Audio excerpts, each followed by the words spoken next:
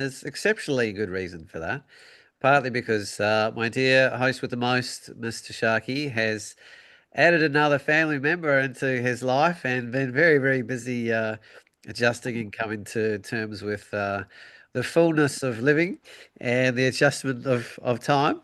And he very cleverly took a bit of a back street from the show. And I personally have been running around, as some of you know, Iceland, Svalbard, Turkey, and actually been running around Tasmania a lot in the last few weeks, chasing snow and managed to sneak in the wee hours an aurora shoot this morning, which was totally unexpected. I just fluked it being the only place in Tasmania we could actually see it.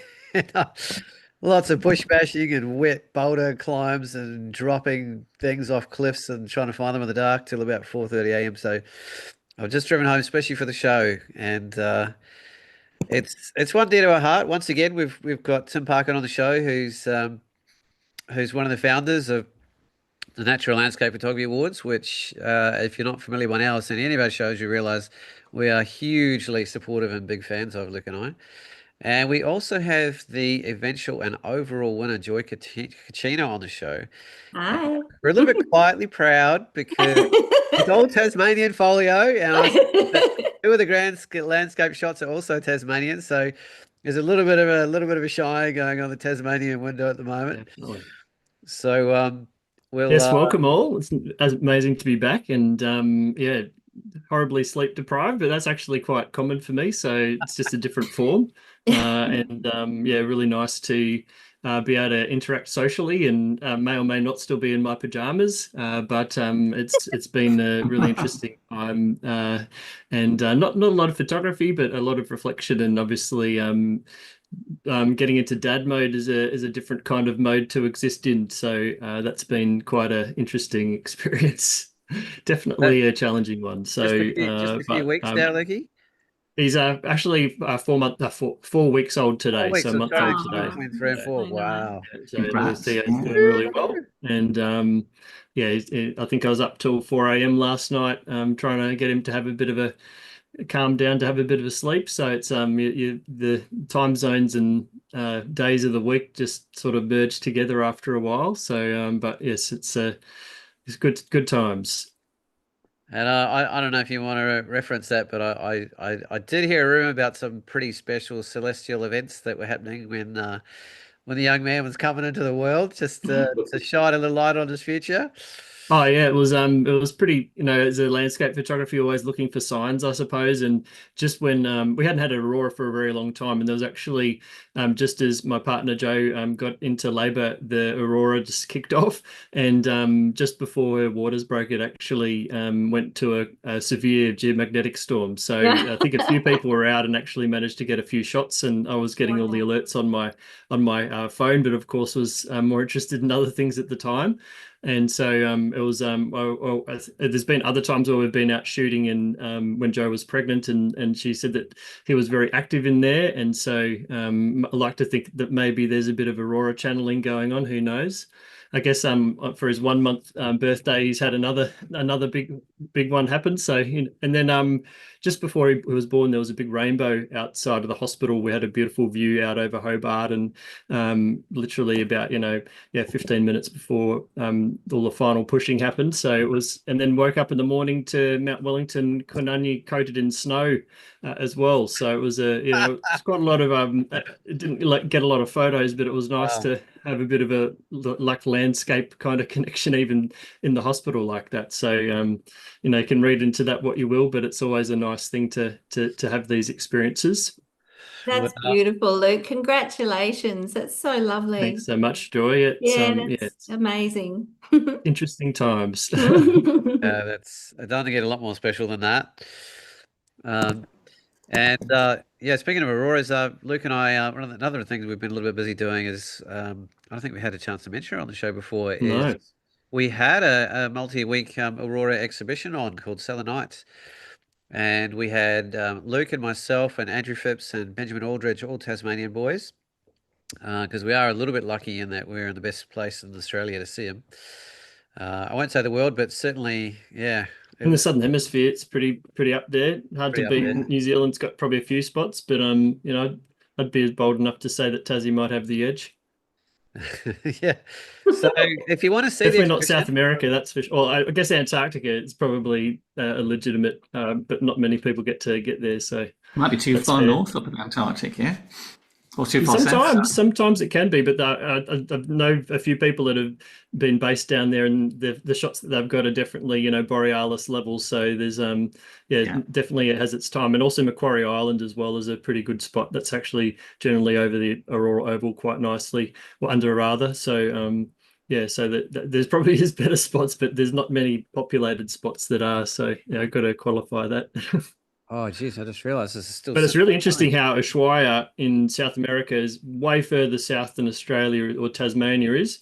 But Oh, that was cool. the chances of them seeing an aurora there is so little because the South Geomagnetic Pole is actually skewed so much towards Australia, or Tasmania. So we're very lucky to have that phenomenon on our side. Yes. Yeah, South Africa as well. We it's just kind of slanted in our direction for some reason, but Yeah. we'll take it, won't we, Lucky? Well, I definitely, yeah, otherwise we'd have no luck. And we timed it really beautifully. We had it woven. We had the start of National Science Week, and we had all the ministers and everyone come into the exhibition to because they wanted something really visible that tied, that launched. It was very accessible and visible to the public with Science Week. So that was pretty fun. So Andrew got a bit of tele time interviewed, and then we wove it through the Beaker Street Science Festival as well. And Luke and Andrew ran these beautiful events with a Palo Elder up on the mountain, talking about the Indigenous relationship with celestial Sky Country, yeah. sky Yeah. country, and we Yeah. also did several in the field aurora workshops as well, which I don't know how we managed it, but every single one of all of those was perfect skies. Totally clear. It Yeah, was like unreal.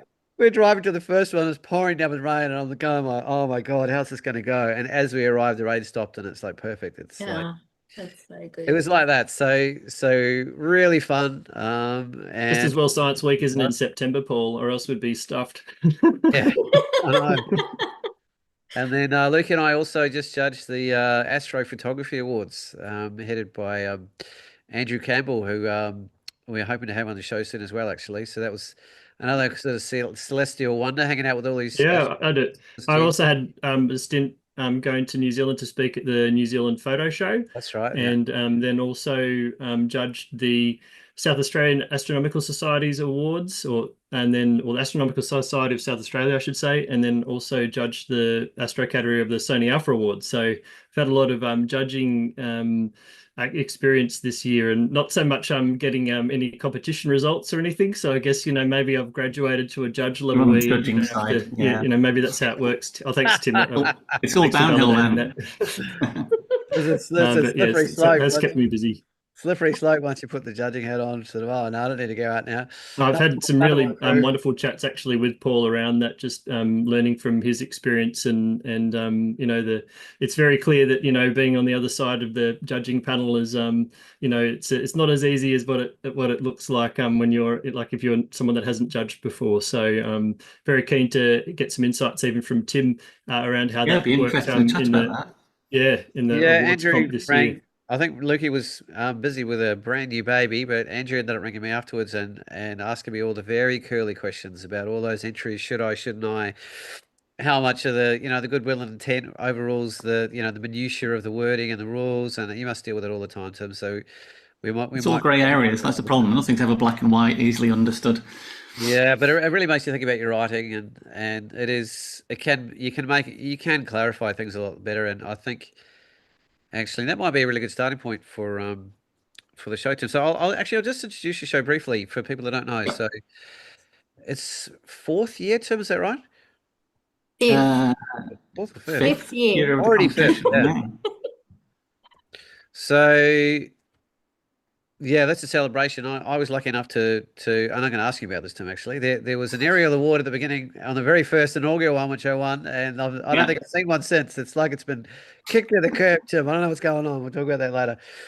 But what Lukey and I particularly love is actually I'll find it. There's an absolutely beautiful quote you have from Ansel Adams that really sums it up quite magnificently. Let me find it. In terms of the ethos and what it's sort of all about, really. Where are you? Some photographers take reality and impose the domination of their own thought and spirit. Others come before reality, more tenderly, and a photograph to them is an instrument of love and revelation. So I don't know how much better you could encapsulate the spirit of the awards on that, and it really speaks volumes of that level of poetic kind of expression as well from one of the great masters. And I don't know where if that came retrospectively after you'd done the awards, or if it was kind of like the moment where it really hits you. Because Tim didn't start it just by himself. There's four very aspiring photographers that Tim can remind everyone who they are, and um, and I think it's just become very, very quickly an incredible bastion for the kind of photography where nature's the hero, the kind of competition that allows quieter and more intimate images to speak a voice, to get a bit drowned out in the often overproduced or almost like fantastical reality competitions, well, cultures of competition that really rely really heavily on post-production techniques in particular, or blending images together, or focal blending, or compositing, and that's really not what the spirit of that about. It really leans into camera craft and clean, great photography and vision, and letting the nature sort of have the louder voice, I guess. I mean, we're always going to interpret a landscape by our lens choice, the time of day, the angle, the light perspective, all those kind of things, but I guess the spirit of it and the essence of it is I don't know, pure is the right word. Some people might not like that word, but it just feels a little bit way, a little bit Real. clean. I That's don't a know good Yeah, one. if it's private, Lukey, but yeah, I don't know if you have something that really resonates with you, Luke, about why you love these awards so much. Oh, I think yeah, I've done a lot of reflection on this sort of aspect and why I'm so keen to make sure I represent nature as it is, and I sort of feel like we should be able to celebrate how beautiful the natural world is without having to hype it up or pump it up too much. I mean, I think we were allowed to inject our own creativity into it, but I do remember being very devastated many years ago when I was getting into photography and learnt that people were actually replacing skies and they were taking elements out. And I just, it was like when you find out that your parents sometimes don't tell the truth or something. And so it's just I guess I've always had that kind of more fundamental belief that photography is about documenting and recording and presenting a moment in time to people. And I love the fact that I can tell someone that if they see one of my pictures, it's a representation of what actually was there. And I'm really grateful that there is a photography competition on an international scale that can actually articulate or represent photographers that have the same sort of viewpoints and want to actually represent nature as it is and show that it can be incredibly beautiful without having to, it's like a magnificent moment that happened in nature, not in Photoshop. yeah. So I do like that. I think the competition sort of started from I was involved in the wildlife photography competition, which is organised by the Natural History Museum, and it's a very, very high standard competition where it is documentary in nature initially. I mean, it's still an art that people are partaking in, but it comes from a documentary side, hence the museum connection. And I wondered why that wasn't something that was available for landscape photography, because it should be essentially with the same approach. We should be celebrating landscape. We should be going out, recognizing something that's beautiful or interesting, and recording it in a way that shows it off in a particular fashion, either evoking emotion, but using the landscape to do it. So, for a photographer, it's more about the classic way you stand, where you point your camera, and when to press the shutter are the most important things.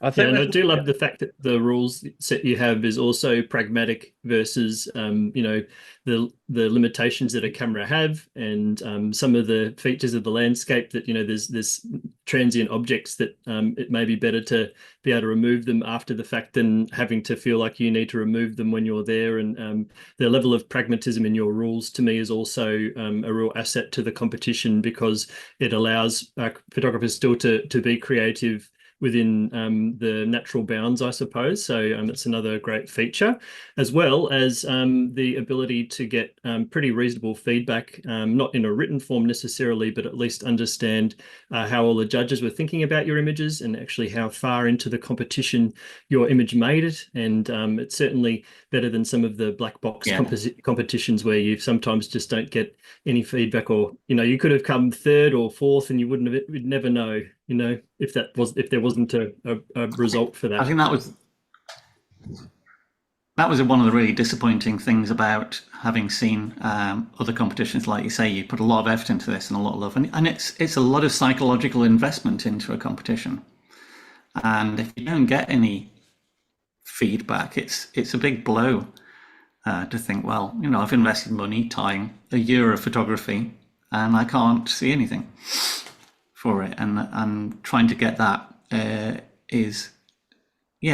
people deserve something for that investment.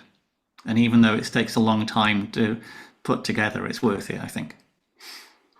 Is my connection a bit unstable? Because I can come back on Starlink and rejoin. Oh, yeah. You're welcome to do so. I'm on Starlink myself, and I can vouch for its reliability. I think I'll flesh out. I'll be back in a second. Yeah, no dramas. Well, Tim's gone. I'll flesh out a little bit more some of the cultural aspects of this competition, which I feel make it particularly special. Is, as Luke was alluding, often it's just the couple of winners up the top that sort of get the attention in the window, and everyone else is kind of left on the wayside, so to speak.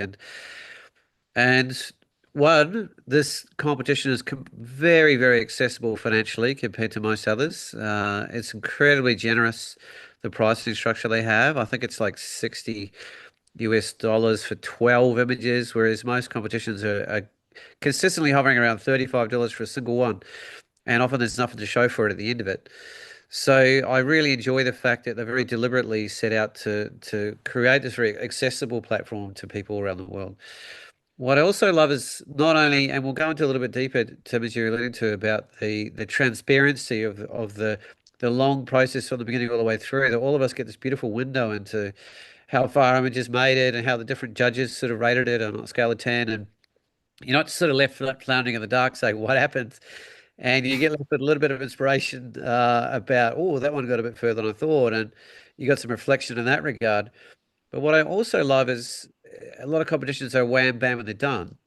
And through the rest of the year, there's nothing going on. And as a collective and the competition, there's a lot of time spent celebrating the images that slipped through or didn't make it to the finals all through the year.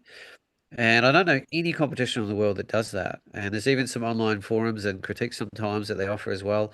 You maybe can tell us a little bit more about that, Tim. But I really appreciate like a community aspect in a way. Yeah. Yeah, it's like the unsung heroes get a voice for the year and the celebration of things. And then not only that, the paramount aspect that really, really stands up on, and we'll get to this in greater depth, is the incredible book that Tim designs and puts together in particular. I don't know anything in the world like it. The level of educational material, the level of personal insight, the level of depth they go into, not to mention the beauty of the design and the incredibly rich kind of visual tapestry that it throws at you. And often it's other images that aren't necessarily made it to the final part of the competition get a voice there as well. So there's a much bigger sort of encompassing around any of the entrants. You sort of felt a little bit held, I guess, as an individual, rather than just a quiet voice in the void. You feel like you're a little bit a part of something, and it can surprise you where you end up getting popped up in when you didn't get the big result, but all of a sudden you might come up on the Instagram, or you might come up in a critique, or you might end up in the book, and so you really feel quite enveloped. And so hats off to you, Tim, because that's a serious commitment to maintain that level of connection. But it's also a great community builder and a great ethos and a great model to sort of send out to the world and even the other competition operators. I'd love to do more. I just wanted to say something too. Over the last few weeks, the NLPA community has been incredible. Absolutely incredible. Messages, beautiful support. They've been amazing. I had someone today, a lovely photographer in the States. He'd just come back from the Moab Symposium. And he stood up, he did his presentation, but he gave me a call out there and then said, you need to check out the NLPA awards and go and have a look at Joy's work. And I thought, wow, that's incredible. It was just so, I felt so grateful. It was beautiful. So thank you, Chuck. It was great. We'd love to see more community stuff if possible. It's just trying to finance finance that, find ways around it. Hopefully, when the world economy recovers, we might have a bit more opportunity to do that. But yeah, we do a few extras. We're going to be doing a YouTube session like we have done every year for a few hours of looking at pictures that were successful and maybe not successful, and what the judges thought about them and how the judges' opinions changed as we went through. But the books are one of the big wins, as far as I'm concerned, of the competition. The ability to dedicate some time and attention to show pictures off that weren't just the winners, that and not just the winners in numerical order, as like from like number 1 to number 50 or 100. It's a selection that show a range of landscapes, a range of techniques and varieties. So you can go in and see, here, these may not have won, but we're recognizing them for what they are. This is an amazing composition. It may not have your stunning subject matter, but somebody's done something with a limited subject matter that's really creative, and we get to represent that. One thing I'm curious about, Tim, Paul and I were involved in the Astro Prize, which actually has a kind of an open live feed on the kind of finals judging. It doesn't actually show who wins, and so there's still a final announcement. That's sort of the actual winners are done behind the scenes. But it does strike me as a great way of also building a bit of community, or at least personalizing the competition a little bit, or making people connect with the judges and understanding much more around that process and learning from that. So I don't know, curious if that's been broached before. Yeah, we have thought about it. The live judging is nearly 7 hours long, so I'm not sure how many people would go through the whole of that. And one of the problems is a lot the judges do feel as if they need to be more open about their answers, and I know there are some competitions that do open judging. I think we can do a little bit mixed, so we can do a long session where we do the judging in private, and then we can open up, and when we've looked at the images, we can do the final chatting about why we like them, why we don't like them, before the decision's made, and have that public. And we were chatting about that this time, and I think it would be great to do that, so we can capture some value. Yeah. Well, I think ideas. I've been and Luke has too. I've been a part of a huge amount of live stream judging, for instance, and I feel like I think one of the greatest losses when the AOPP went down, it's currently re-emerging, so we'll see how that goes. But there was almost 12 or 13 years of genre-specific resource where, the greatest, or a collection of the greatest and most experienced photographers in each genre were gathered together, debating and arguing around images. And I can't think personally of a more valuable resource that Australia has created in a technological online realm. There's so much to learn about how to, explain things with visual literacy, that what people see, what people don't see, the kind of things you haven't thought of about an image, and to have that so transparent and accessible is really empowering. It puts the judges on the spot, and we do have adjudicators, as it were, or panel chairs that literally keep a tab on the judges and keep the flow going and make sure people don't cross certain lines, and that's been established and done over time. And actually, with the Astrophotography Awards, it was actually Andrew Campbell and Robin Campbell, and Robin was the head juror on the Australian Awards for quite a few years before it finished. So you've got access to some of the most experienced sort of judging curators, as it were, in this part of the world. So if you ever wanted to go that further, and obviously Matt's been involved at that sort of level as well, behind the scenes, as I'm sure you well know. Yeah, There's absolutely. people out there you can bounce off if you do want to go down that road, because there are pitfalls. There is one element that I've always found really interesting, that it's not transparent, is the very, very, very final judging of the winners has never been openly displayed or recorded, Right. made accessible. That's always been in the back room. Yeah. I've always kind of wondered, because my folios have been in that room many times over 15 years, and I've never known why I didn't win.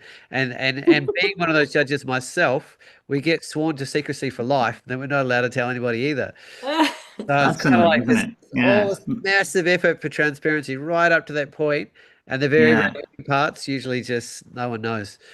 And it leaves some mystery, sure. And I have been surprised, because I've been part of those discussions where it can really shift and change. And I know I've had chats with you over the years about how the final image actually wasn't one that came up on the radar early on in the competition. It wasn't until a very, very significant amount of time that it sat in everyone's conscious and unconscious mind and kind of filtered its way that it rose to the top. And it can be surprising how things can evolve and change. But I really like that Yeah, expression, and I think that's personally an incredibly valuable resource. It made a huge effort to create that transparency with the process all the way back from early on in terms of how people get through the different rounds.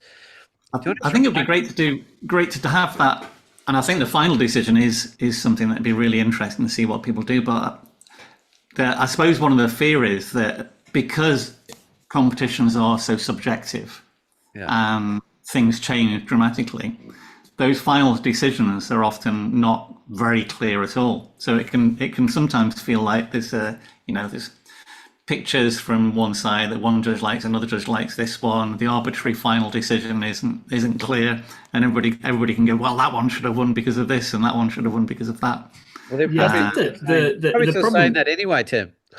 Yes, yeah. I think the problem really is that at the end of the day, when you get to the finals, pretty much any of the images could really win, and it just comes down to the judge's call. And I think what the value is actually when people are showing the strengths and weaknesses of images, and it helps you when you're hearing very high level photographers and very experienced people, artists saying and picking out things that you didn't recognize yourself. It helps to improve your own visual literacy or understanding of an image and what can really cause an image to go up the top. So it's a bit sad that gets in a way conflated with who won or not, when really the value is.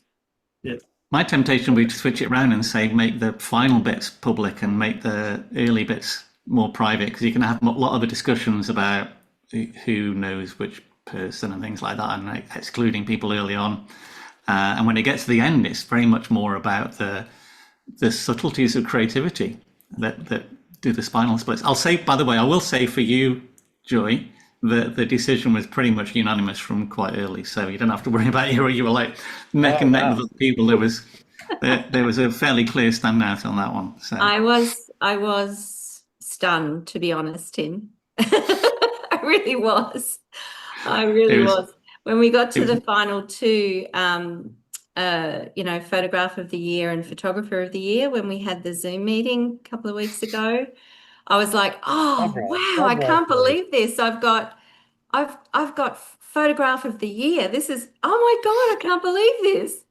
And then my photo didn't come up on the screen, and then I just burst into tears. So this is it now. We get all the winners together on a Zoom session and we go through. Yeah, I didn't know it. They made me wait 45 minutes. So I remember it being at some very obscure time in the morning. Joy, was that the same for you? It wasn't too bad actually, but I didn't sleep all night after that. We made Matt get up about 5 o'clock in the morning so we could do everything a bit. Yeah, I remember about 4 something, I think, in the morning. Yeah, very bit early on, but it was very special. Yeah, very, very special. One of the things we did when you mentioned about the fact that some images come through and don't rate particularly highly until you get to the final rounds, and then they start elevating up through. We do write about that in the book. We have essays in each book we publish, and all the essays tend to be about photography competitions, what makes a good photograph, how judging works, and we have an essay all about that. The fact that in one year, one of the images that had unanimous highest scoring votes in the early rounds only came third, and the image that won, I think it was only one person's favourite, but yet that person managed to explain why it was good to the other photographers, and as time went on, they started to appreciate it. I think that the consistent part of the judging that Luke and I have been a part of for a long time is when there's, say, a challenge on image, which we have in the specific processes in New Zealand, Australia, and at a state level here, and in the States too, actually, the WPPI, which I had a crack at. That's whenever an image is up for longer, it usually always elevates. It's unusual when an image gets challenged and there's a big conversation about it that people don't start, more of the dots connect on a subconscious level because they haven't had much time to process. Because, on a live judging feed, you often only have 40 to 60 seconds to decide an image. And when you have something that's so subtle and so abstract and its voice is so nominally whispering relative to some of the bolder images, it can be easy. It takes time to disseminate through your being, I find. But so just the very fact that during a challenge that image is up for 4 or 5 times longer than an image that's not, It benefits. you just start noticing things or processing things at another level again. So I think time's a factor, and I guess I don't know how much control you do or don't have of that process. So it's sort of consistent. I guess if people are judging at home on a screen, it's a little bit up to them, how long they give an image, and I guess that's an uncontrolled factor in most online competitions. But I do find For the time one is a consistent factor. in the live judging at the end, when we got like I'll say how long people get to see it. When they do the first screening, the judges go through images, and it's probably fairly quick. They're giving the images scores, and they have to take, they get, I think, about 2,000 images to score, and they're giving a star rating out of. They're doing Lightroom basically.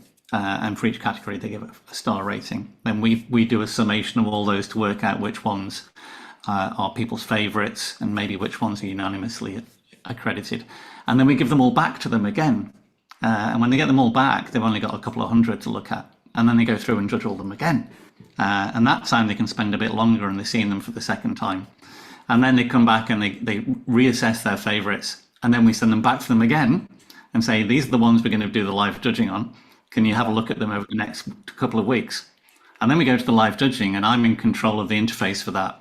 And we make sure we go through them one at a time and review them at a sort of like even pace. So that's upwards of 4 different viewings then for the. Hopefully that's what we hope people. We try and tell people to leave them on a computer and just go back to them every now and again. Have a cup of coffee, have a browse through them on that final stage to start becoming more and more familiar. That's another level again, Tim. I knew there was a few times, but I didn't realize it was every image multiple. So that says a lot right there, and that's why I'm less surprised about how different images can evolve in people's minds over time and slip forward when they were a bit undersung at the beginning. It's surprising when it happens, and I guess people don't really understand that unless they've experienced it. It can really surprise you.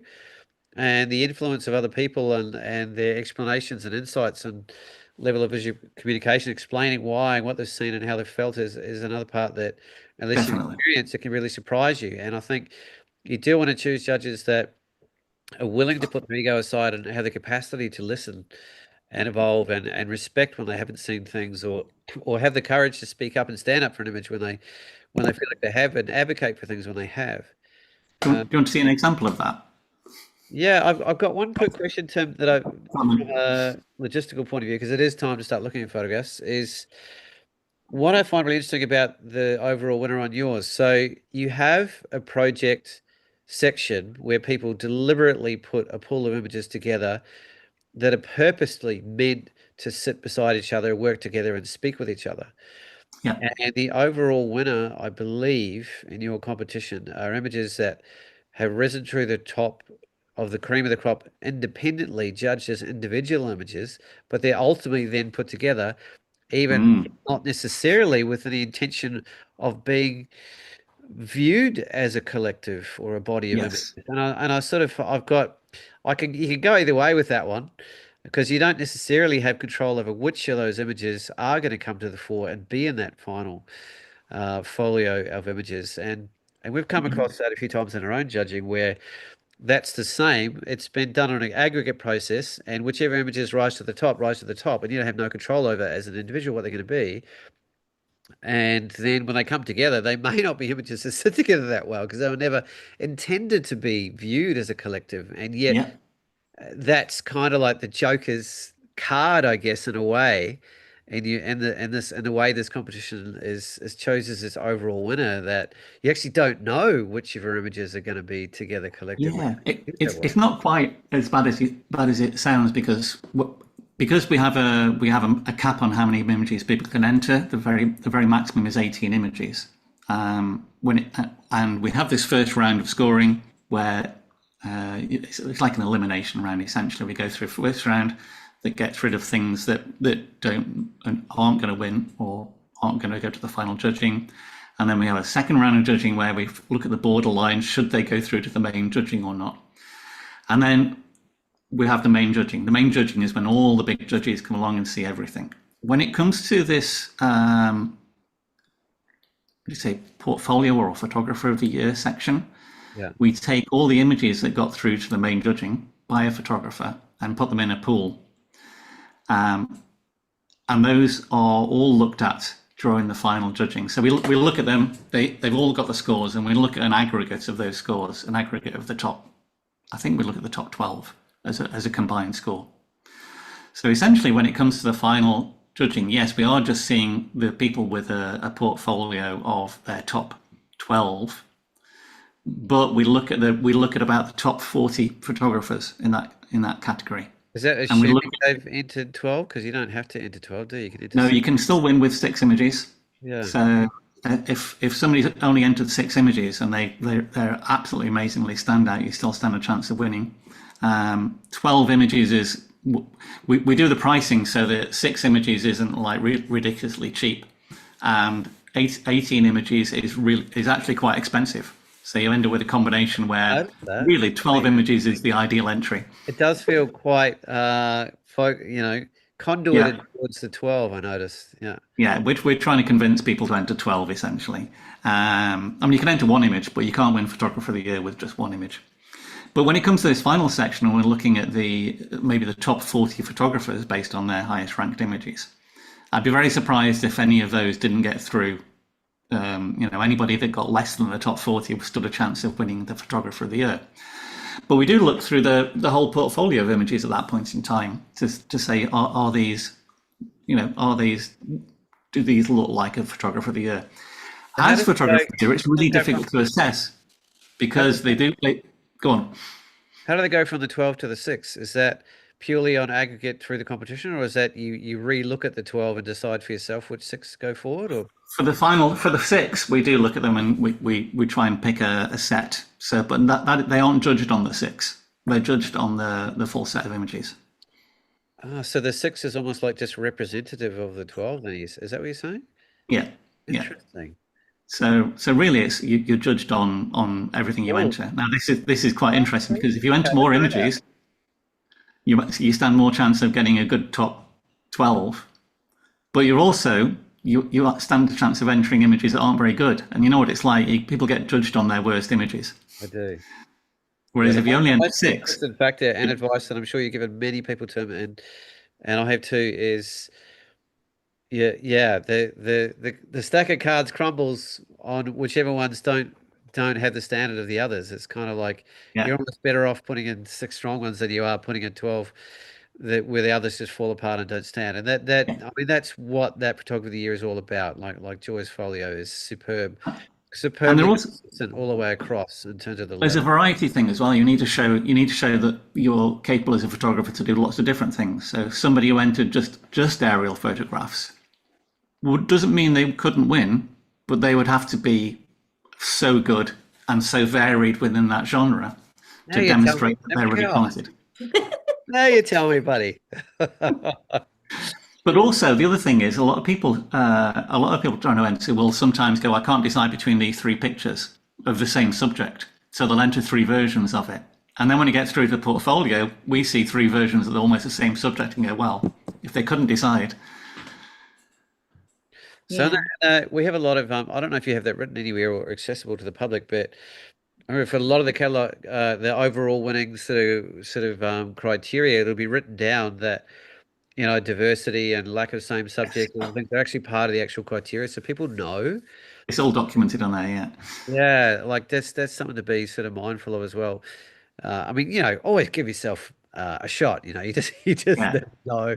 So you might as well just don't think that way because I think, there's no chance in hell. But I know. I think this is almost an interesting way that the Photographer of the Year is done because it's very difficult to game it. And if you try and game the Photographer of the Year, you end up sacrificing some of the other categories, possibly. So it's like, it's quite an honest way of working out, in the end of the day, what people are like, because the way they choose their images to enter represents who they are as much as the photographs themselves. True. And I think, there are different competitions that are very clear on their criteria. And when you're entering something as a project, it's very clearly about creating a body of work that sits together and has a collective narrative and a thread that runs through them. It's consistent as well, as an intention and a purpose. And that's not necessarily the case when you're just randomly trying to find your 12 best images that may not have any connection together at all. I think And the thing is, so, it's not ideal. It's not the perfect way to do a photographer of the year category. so I would, But if I would, thinking for myself, I would actually have a different thought process if I was going for a project where I knew the work was going to sit together, as opposed to yes, photography of the year. And then it can almost, now I'm starting to think in my own head, oh, does that mean I have to look at my 12 and try and come up with a set that's going to sit together well? Or tick the boxes of all these other, diversity and different genres and so it's kind of doing, this is why I'm asking all these tricky questions, Tim. So there might be a we little have bit, hopefully we have something will thought be about this as like that. potentially having a separate category where you submit your images just for the photographer of the year section. Yeah, no, So I'm then curious about that. would have to have a set of like 10 images, and they would each need to be judged again separately as a new category. And then we'd have the opportunity to put them in the right order. So ordering and how they're displayed on a page would be interesting as well. So it is something we've thought about, and it's not I don't think we rejected that as an idea. But in many ways, I do quite like the way it works. The fact that it's difficult to game. We are getting almost an honest picture of what people are like by what they submit. So in bigger picture, I'm talking way too much here. So hopefully, the others can start saying Okay. something. But one thing I'd like to ask is, over 5 years, how have Yeah. you felt the competition has evolved? What have you learnt? Do you have an internal or an external feedback process for shifting the different categories you choose, or refining the different sort of rule structures that you have, or rewording things?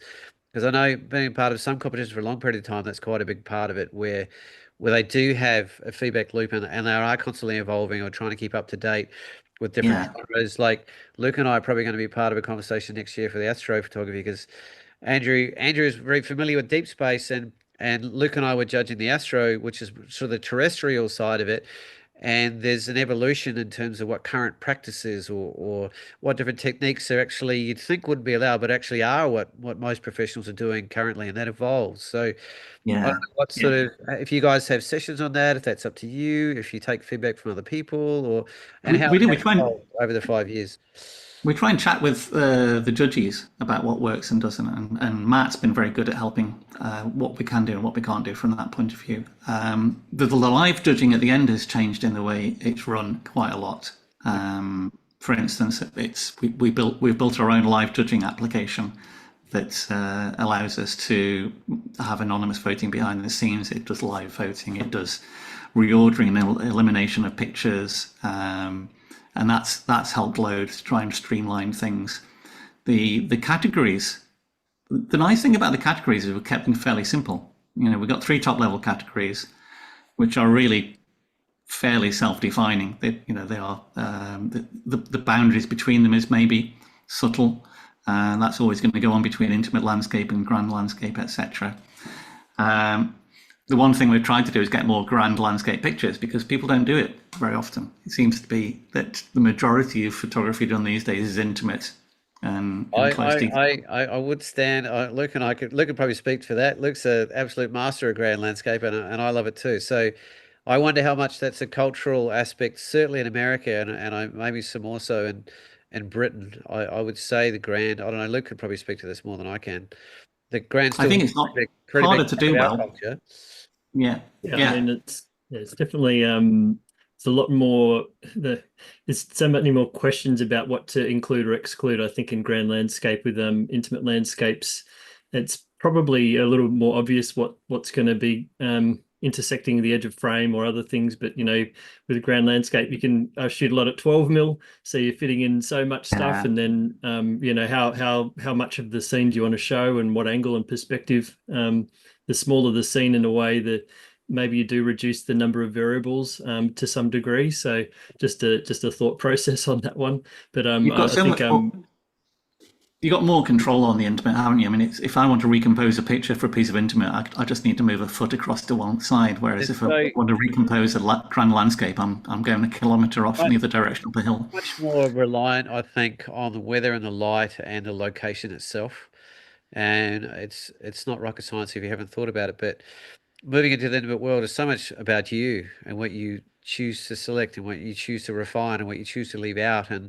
and it's much more of the photographer's voice. So, and I think that's where the great strength of this competition lies. But I was thinking more from a cultural perspective. Have you noticed a downward trend since you've begun the competition in Grands, or has it been there the whole time? Or do you feel like that represents the landscape culture in the world as a whole right now? Did you have to go into a promo drive for Grand Landscape this year? We did. We offered a paid second prize for the grand landscape category just to try and promote a few more entries. And to give you an idea, I think there's twice as many intimate landscapes entered as grand landscape. Oh, So- that's a lot. Yes, So it's a big surprise to me in some ways because I always thought that the grand landscape was kind of like probably how a lot of people get into photography. I'm not sure, but it's hard to imagine people having the level of artistry to go straight into the intimate shots. It might be more of a place you end up rather than a place you start, but that could just might just be reflecting my own experience there. Yeah, I wonder if it's cultural in a way. In a way, the competition isn't. Our competition may not be the competition you look to entering just as you've started landscape photography. So it may be that you start discovering it later on. Because I do notice a lot of people tend to start, like say, with the grand landscape, and then find the challenges with it, and then discover that they can do a lot more and a lot quicker without traveling a lot more by doing intimate style stuff. Gives them a lot more flexibility. There's an interesting perspective too that I heard raised, whether or not the intimate landscape actually does, like on its own, how much does it actually talk about the landscape or help you understand the landscape because you're looking at such a small component of it. You can make inferences, but the grand landscape kind of reveals all in a way, and how they're probably designed to be put together as having a storytelling of the picture in the picture and then the picture itself kind of thing. So there's definitely nuances to that as well. Definitely deserving of having both in that regard. Yeah, I think the best grand landscapes do have both because they tend to combine an intimate view with a landscape view behind. It's a classic near far compositional thing that works. That's why Peter Dombrovskis did so well with his very immersive foregrounds in his shots. Yeah. Yeah. Should we look at some images to speak to that, Tim, maybe? Because I feel like we're too much time looking at our ugly mugs. If we've got. Yeah, I know. We should go. I love these conversations, though. I know. We can carry on the conversation with some sharing if you like as well. I want to show you the actual. Yeah, I feel like my bigger question was still hanging there a little bit, Tim. Go on then. Do you feel like, because I mean one thing I forgot to mention in the introduction, that Tim has been a magazine editor on landscape and other publications for a long time, and he gets access to a lot of different work globally from around the world from all sorts of different artists, and as much as I was alluding to the fact that there seems to be a very, very strong focus on the intimate landscape in the States in particular, and I'm guessing traditionally even going back a long way in the British Isles, but I feel like in Australia and over here, the Grand still has a very big position. That's interesting. Yeah. Tasmania as well, I'd argue. I mean, Joy might have different feelings about it, and there's two things going on. One, that you alluded to the fact that maybe your competition is attracting more experienced photographers, and it is quite common, I think, over time that you start focusing on things you really appreciate rather than just relying on the landscape to have its voice ready for you. You start seeking the voice, being the voice, and looking for things you want to find. And I think that there is a natural evolution, and that takes a little bit of time to get to. I'm with Luke. I started very, very grand, and I'm still drawn to the grand, and I feel like that's a natural place where I would assume the majority of people would start more than the opposite for the intimate. But as you with your competition holding that sphere, how much of that is representing the global norm, and how much of it do you think is a cultural trend towards your particular competition, who it attracts? If I look at the magazine and the way people work submitting pictures, I think it has. I mean, we've been running the magazine for 15 years, and it has become more. People have become more intimate focused. There's definitely that trend, and as you say, especially in America, and I do think there's in Europe it's similar, but I will also wonder whether that reflects an availability of landscape, because if you live in America, a lot of people live in cities. They'll go on holidays into national parks and things, but where you can access in national parks is often fairly restricted, especially if you're going on a holiday to somewhere, you buy your pass to go somewhere or whatever. and you take a risk-free trip by choosing somewhere photographic. And I wonder if in the UK, it's very similar. We don't have a lot of grand landscapes in the same way, and they are very well photographed. Is Tasmania the same as that? Is Tasmania such that you've got more access to more wild places with views than perhaps? I just spent 4 days in one of the most beautiful places I've been in the world, free camping with not a human being around. Like, I mean, that's Tasmania. There's so much wilderness here and there's so much diversity. There's In one tiny also a place. lot of images that really haven't been made yet. I've got a lot of shots I've thought of in my mind that I'd like to do, and the way I describe it is you might know of a spot, but then have you shot it with an aurora, with snow, or with what other things happen? Rainbows or Does the amount? I mean, here's a controversial question for you. Does the amount of logging in Tasmania actually had the benefit of giving access to a lot of areas because of the logging roads? Well, the hydro certainly did when they put the dams in, because that's put in a lot of the roads into the southwest that enable you to get to places like the Western Arthurs, which came second in the ground landscape. So certainly being able to get in with those. There used to be other ways to get in though, landing on a beautiful lake that got flooded. So that's not necessarily but there's definitely I think the landscape could have definitely done well without having that to start with, but that does facilitate some access. There's no denying that. Yeah, I agree. But yeah. What's the permission like? I mean, one of the things I hear from American photographers, for instance, is that in terms of the land ownership, actually getting to a lot of places is quite difficult.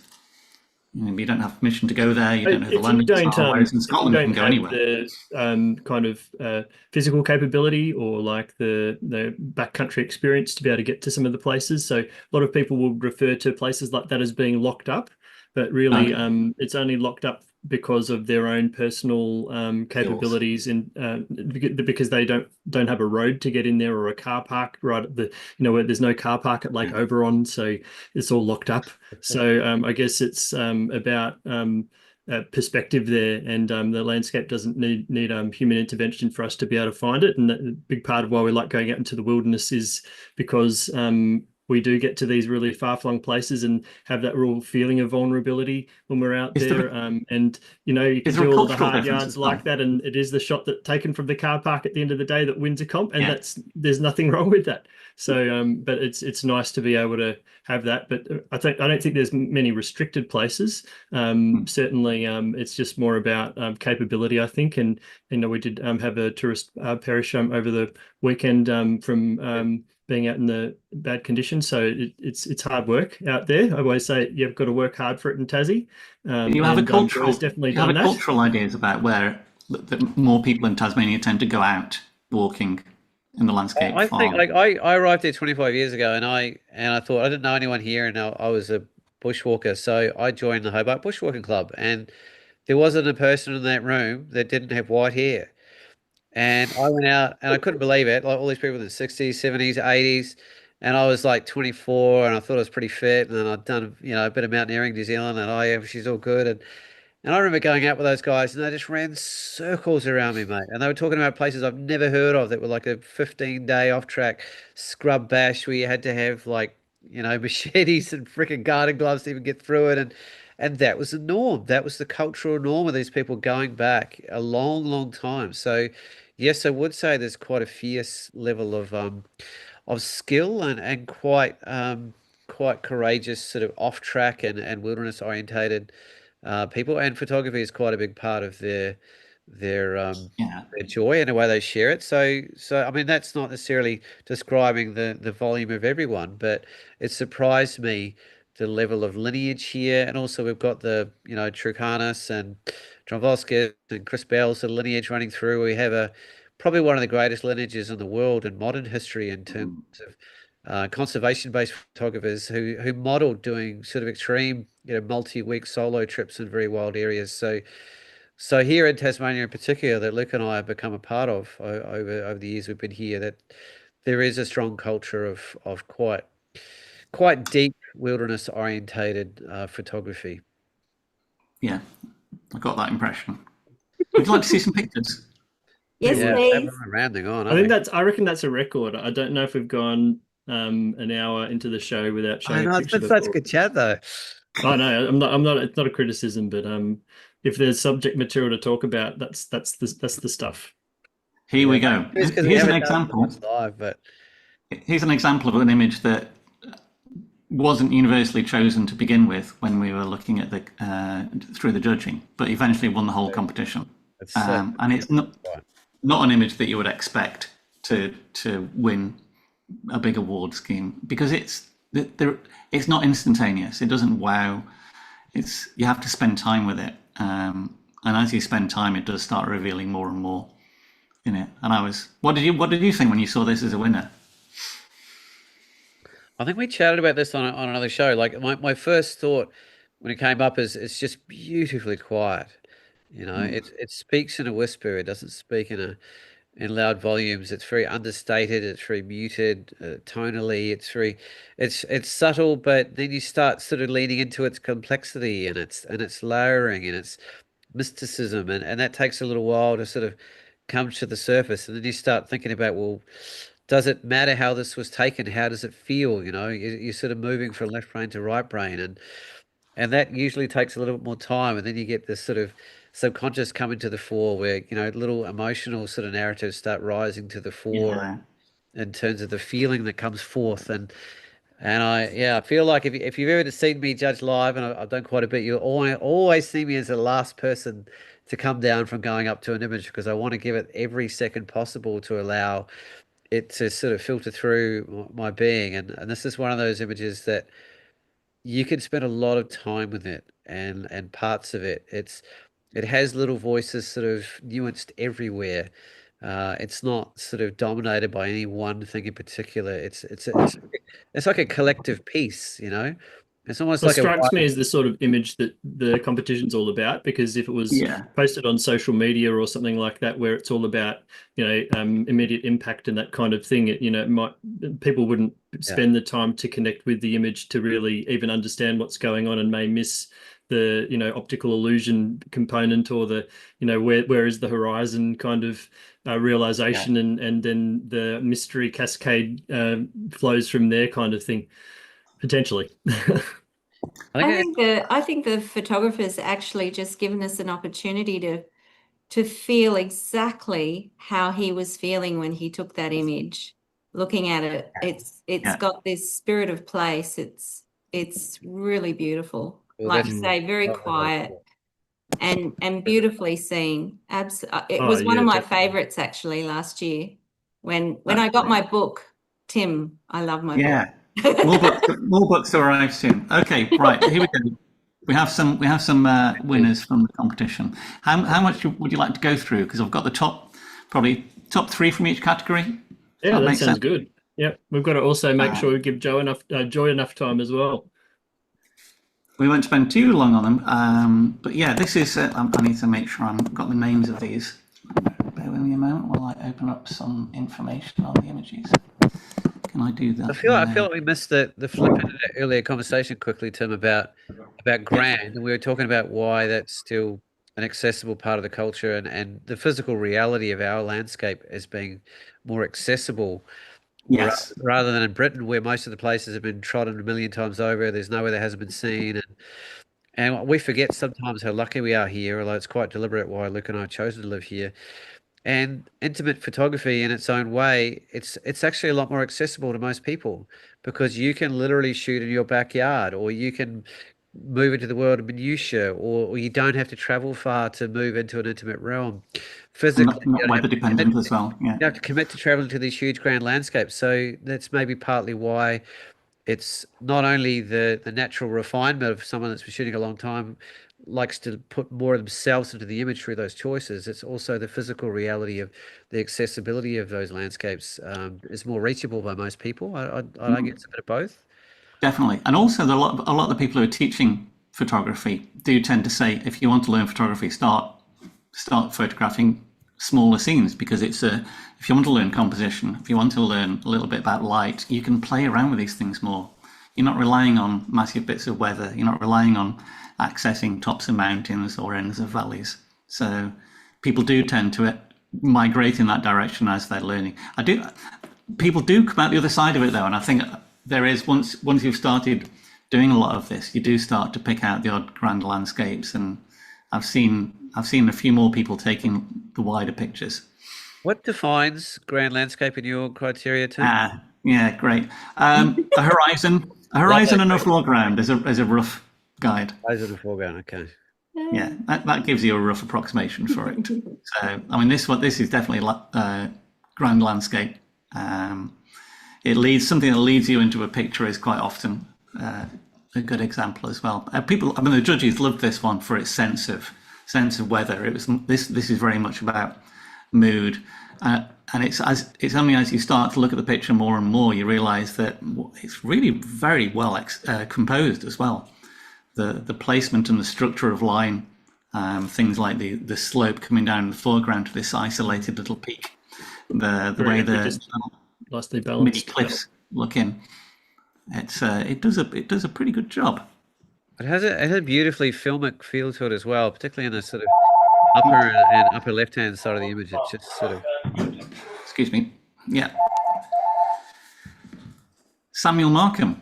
This is stunning. Love this. Love this. This is an image that went up the rankings as people looked at it. I think initially a couple of the judges thought it was potentially a little bit messy, but the mess works. I like the honesty of a picture that lets the reality of a scene come through. And the effort that went in behind capturing this too. I mean, how many days in, Luke, to get to that spot? You'd have to have 3 days to get to this place. Walking with fully supported. It'd be at least 20 kilometers, I'd say. 800-meter elevation gain several times, because basically the peak in the distance, the two-pronged peak in the distance is sort of half of the walk along the range. Wow. To start with. So you've already passed over those serrated edged parts to get to this point. So yeah, it's my favorite place in the world, this area. Then literally, if it was to take a 180, it would be the very famous Lake Oberon view looking the other way. So he probably had a 2-for-1 shoot on this evening, shooting Lake Oberon behind him, and then towards Lake Procyon and Mount Hayes here, with the sun setting there in the west. Pandani, a beautiful subject for a foreground interest, and those ones are very tortured. Too. Those ones, they're normally nicely standing upright, but that would cover a fair bit of wind coming through, a bit of wind-prone vegetation there as well. If it was me, I'd just get so distracted by the dead patch of vegetation in the extreme foreground. If it was in my catalogue personally, I would be kind of like, I might choose. We had conversations about that. That's quite interesting. During judging, we had a lot of conversations about that little patch of foreground there, and we actually were really complimentary about the way it works as a whole. I mean, even down to this little V shape in the foreground and the branch that's leading to the. Is that the trunk of the Pandani, or I don't know? Yeah, that's the main stem of it. Yeah. And has it been pushed down? Because we did. It would probably be from the wind, that I would imagine. His tents were destroyed the day before this. He's probably camping up at a ridge where you're not meant to. And it was raining, and it's like horrendous. A great sort of like classic catching victory out of the jaws of defeat moment, by the sounds of it.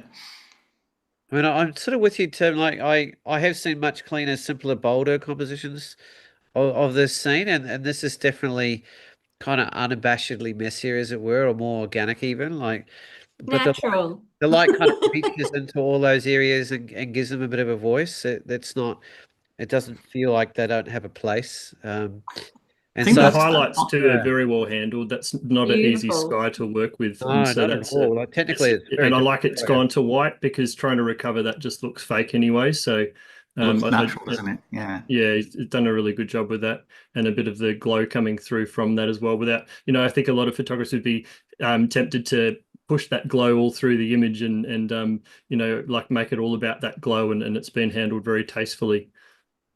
Well, one thing I quite liked was the fact that I feel like I could be there with that foreground in there. I feel like I'm standing somewhere rather than just I think sometimes when you get rid of these foregrounds and the ground in front of pictures, you feel like you've been separated from the landscape a little bit. And I think that inclusion of that does give me a connection.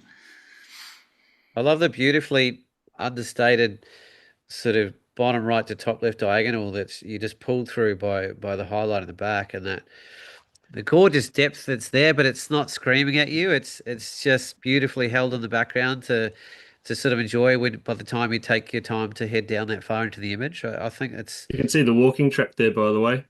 That's the walking track in the distance there, coming down off that edge.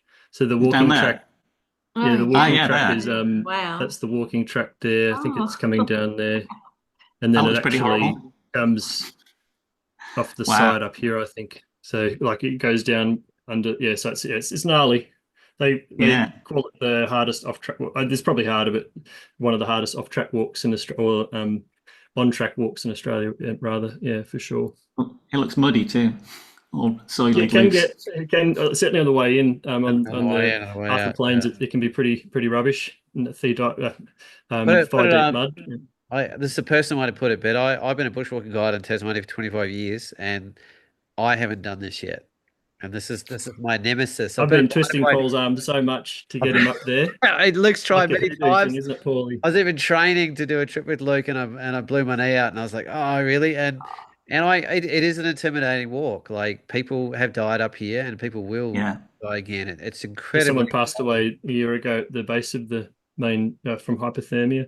It's hats off to Sam or anyone that makes the commitment to get to a place like this. That's what I love. I love that. Yeah, I love that he spent 3 or 4 days getting to that point. I think also from the story that I heard, he didn't get the best weather up there, and so it's a really good case in point that he probably would have been disappointed with the weather that he did get, and could still make something from that, rather than sort of this probably was only a very split-second moment when the sun just busted through a bit of a gap in the clouds, and he made the most of that as well, and then it's come second in this huge comp. So it's a real case in point too, just to not giving up, or just even if you put all that effort in, still hunt for it, because it could still be there, and that's it's a huge thing. Yeah. Right. Number one. Woohoo! This was fascinating for various reasons, and a very, very well known location, right next to one of the most famous little beaches in Iceland, in glaciers. Oh, Jökulsárlón area. Yeah, next to the glacier behind it.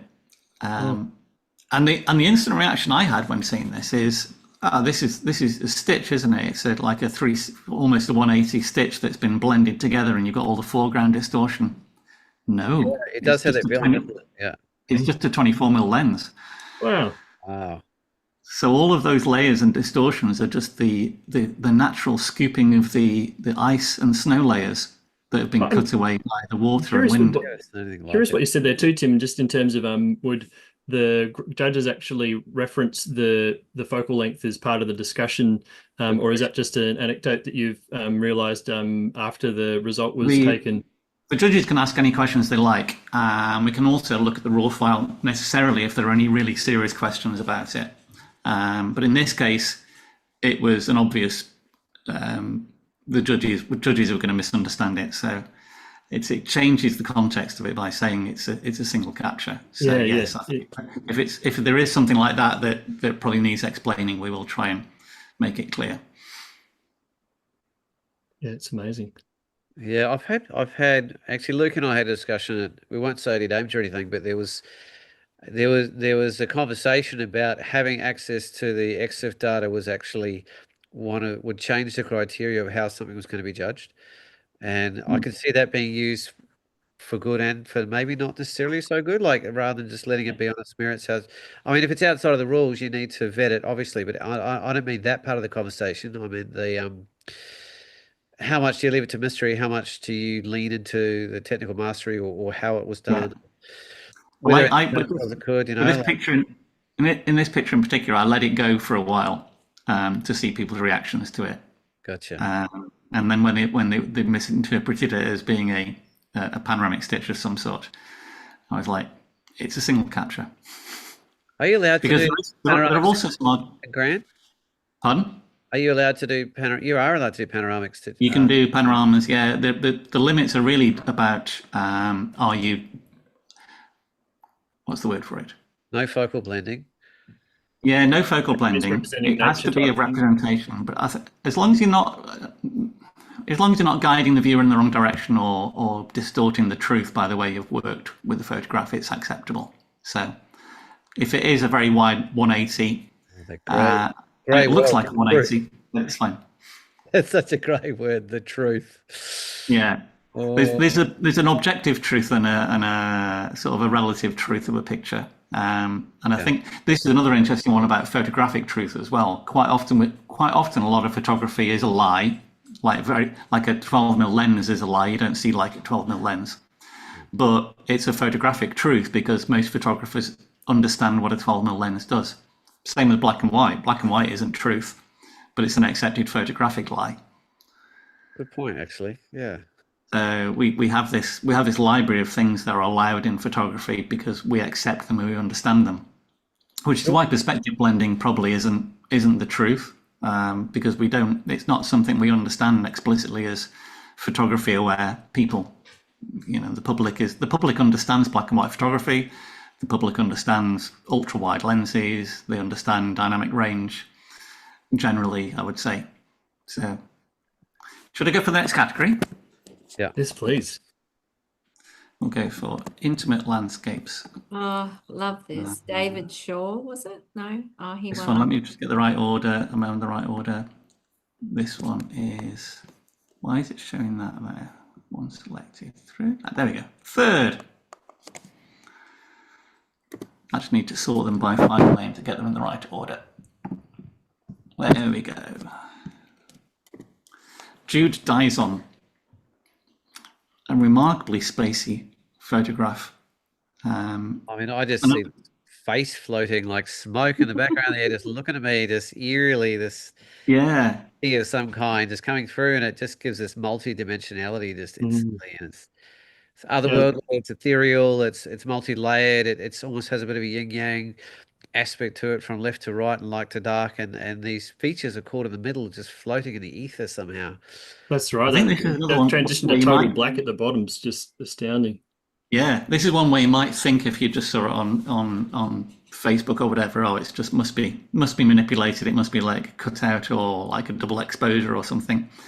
And the nice thing about having the competition is you can say, well, no, it's an exposure. It's representing what's there. And that's one of the things I like about the competition as well. You can go through pictures and go, my God, that can't be real, but it is because it's part of the competition.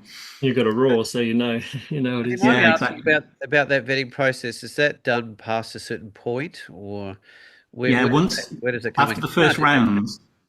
We anything that gets through to the main judging gets asked for a raw file. Anything that gets through to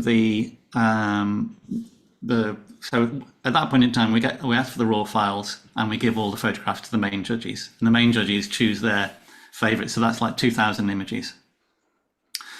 The main judges then hone that down to maybe like about a couple of hundred, and then when it gets to those couple of hundred, we review all the raw files at that point in time for those 200 and take out any that don't pass raw checking. We then, at the end of the competition, I go through and check all the raw files because I want to check to see whether they're okay for going in the book. So it has to be raw checked for the book as well. But we don't because you're choosing images outside of those. Are those ones you've already chosen potentially? So we will have raw files for everything. To go in the book, it's got to go to the main judging category anyway. So it has to have been asked for raw files, but it gives us quite a big pool. And is that mainly your selection process, Tim? Deciding what book outside of there's two aspects of that. One is all the images have been judged by us as organisers and by the main judges. So I've got all that scoring to refer to. So it's heavily biased towards ones that have done well. So anything that gets in the final, so top 5 in the main categories will go in the book definitely. Top 3 projects will go in the book with lots of images. Top 6 projects, maybe just a panel showing them. Same with the photographer of the year. Special categories, top 3 images definitely go in. And then beyond that, I'll go through and make a selection of stuff I like. Matt and Alex and Rajesh will make a selection that they really like. We'll go through all of those and start picking stuff that stood out. And then maybe the last quarter, I'll start going through and saying, okay, let's get some variety in here. Let's choose pictures that say something, or I can write a caption for that's interesting, or that. So that's when we start going through everything and start saying, how can we make this interesting? And that's me at that point in time. Let's keep whipping through some more, Tim. Amazing job, Tim. Amazing job. Second, this is a great one because it works as a landscape photograph really well. But after you've been looking at it for a while, you notice the ptarmigan sitting under the tree. Fantastic. No, I didn't see it at first for sure. So Well, it's just sort of one of those unicorn moments, isn't it? Really, like given that you actually do raw verification on this, it's quite astounding. You'd think that in any other comp, someone's definitely dropped that in. Exactly. Yeah. So no, you can go into the raw file and say, yeah, that's there, absolutely perfect. I'd argue that, having judged a lot of grand landscapes, that there's a mindset, not a culture necessarily, but when there's what they call a cookie to find, like when you have a closer look and find something that isn't obvious at first, it gives people another reason, or the judges in particular, to look further and get excited about more. Yes. And it's kind of like a multi-stage process. So the physicality of the print judging is such that you see it from afar, and you physically probably don't even have the capacity to do something that small. And then if it's excited you enough to get out of your chair and go and view it, then all of a sudden you find something you didn't see before.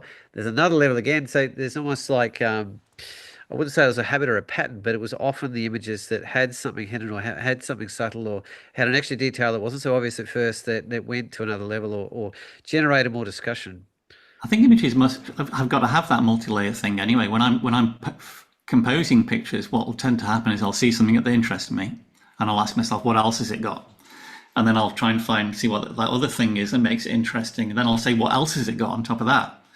And that's my process of trying to create images, is to try and say it's got to have at least 3 levels of reading it or interest in there. Otherwise, it might be interesting as a representative photograph, but I want it to be more than just a representative picture. It's very difficult to handle that level of tonality so elegantly, and particularly how subtly refined the horizon is, I think, is one of the most beautifully handled parts, and that gentle shadow under the tree as well. Yeah, little tree on the right side. So, This is an interesting one that we were chatting about, the fact that a lot of photographers would have cloned that out because it's neither a feature nor not a feature, but it just adds to that little triangle of interest.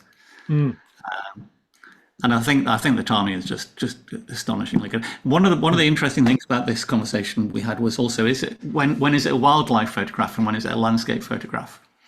And we have a little policy when judging to say it has to work, and it has to have a majority of its impact from the landscape.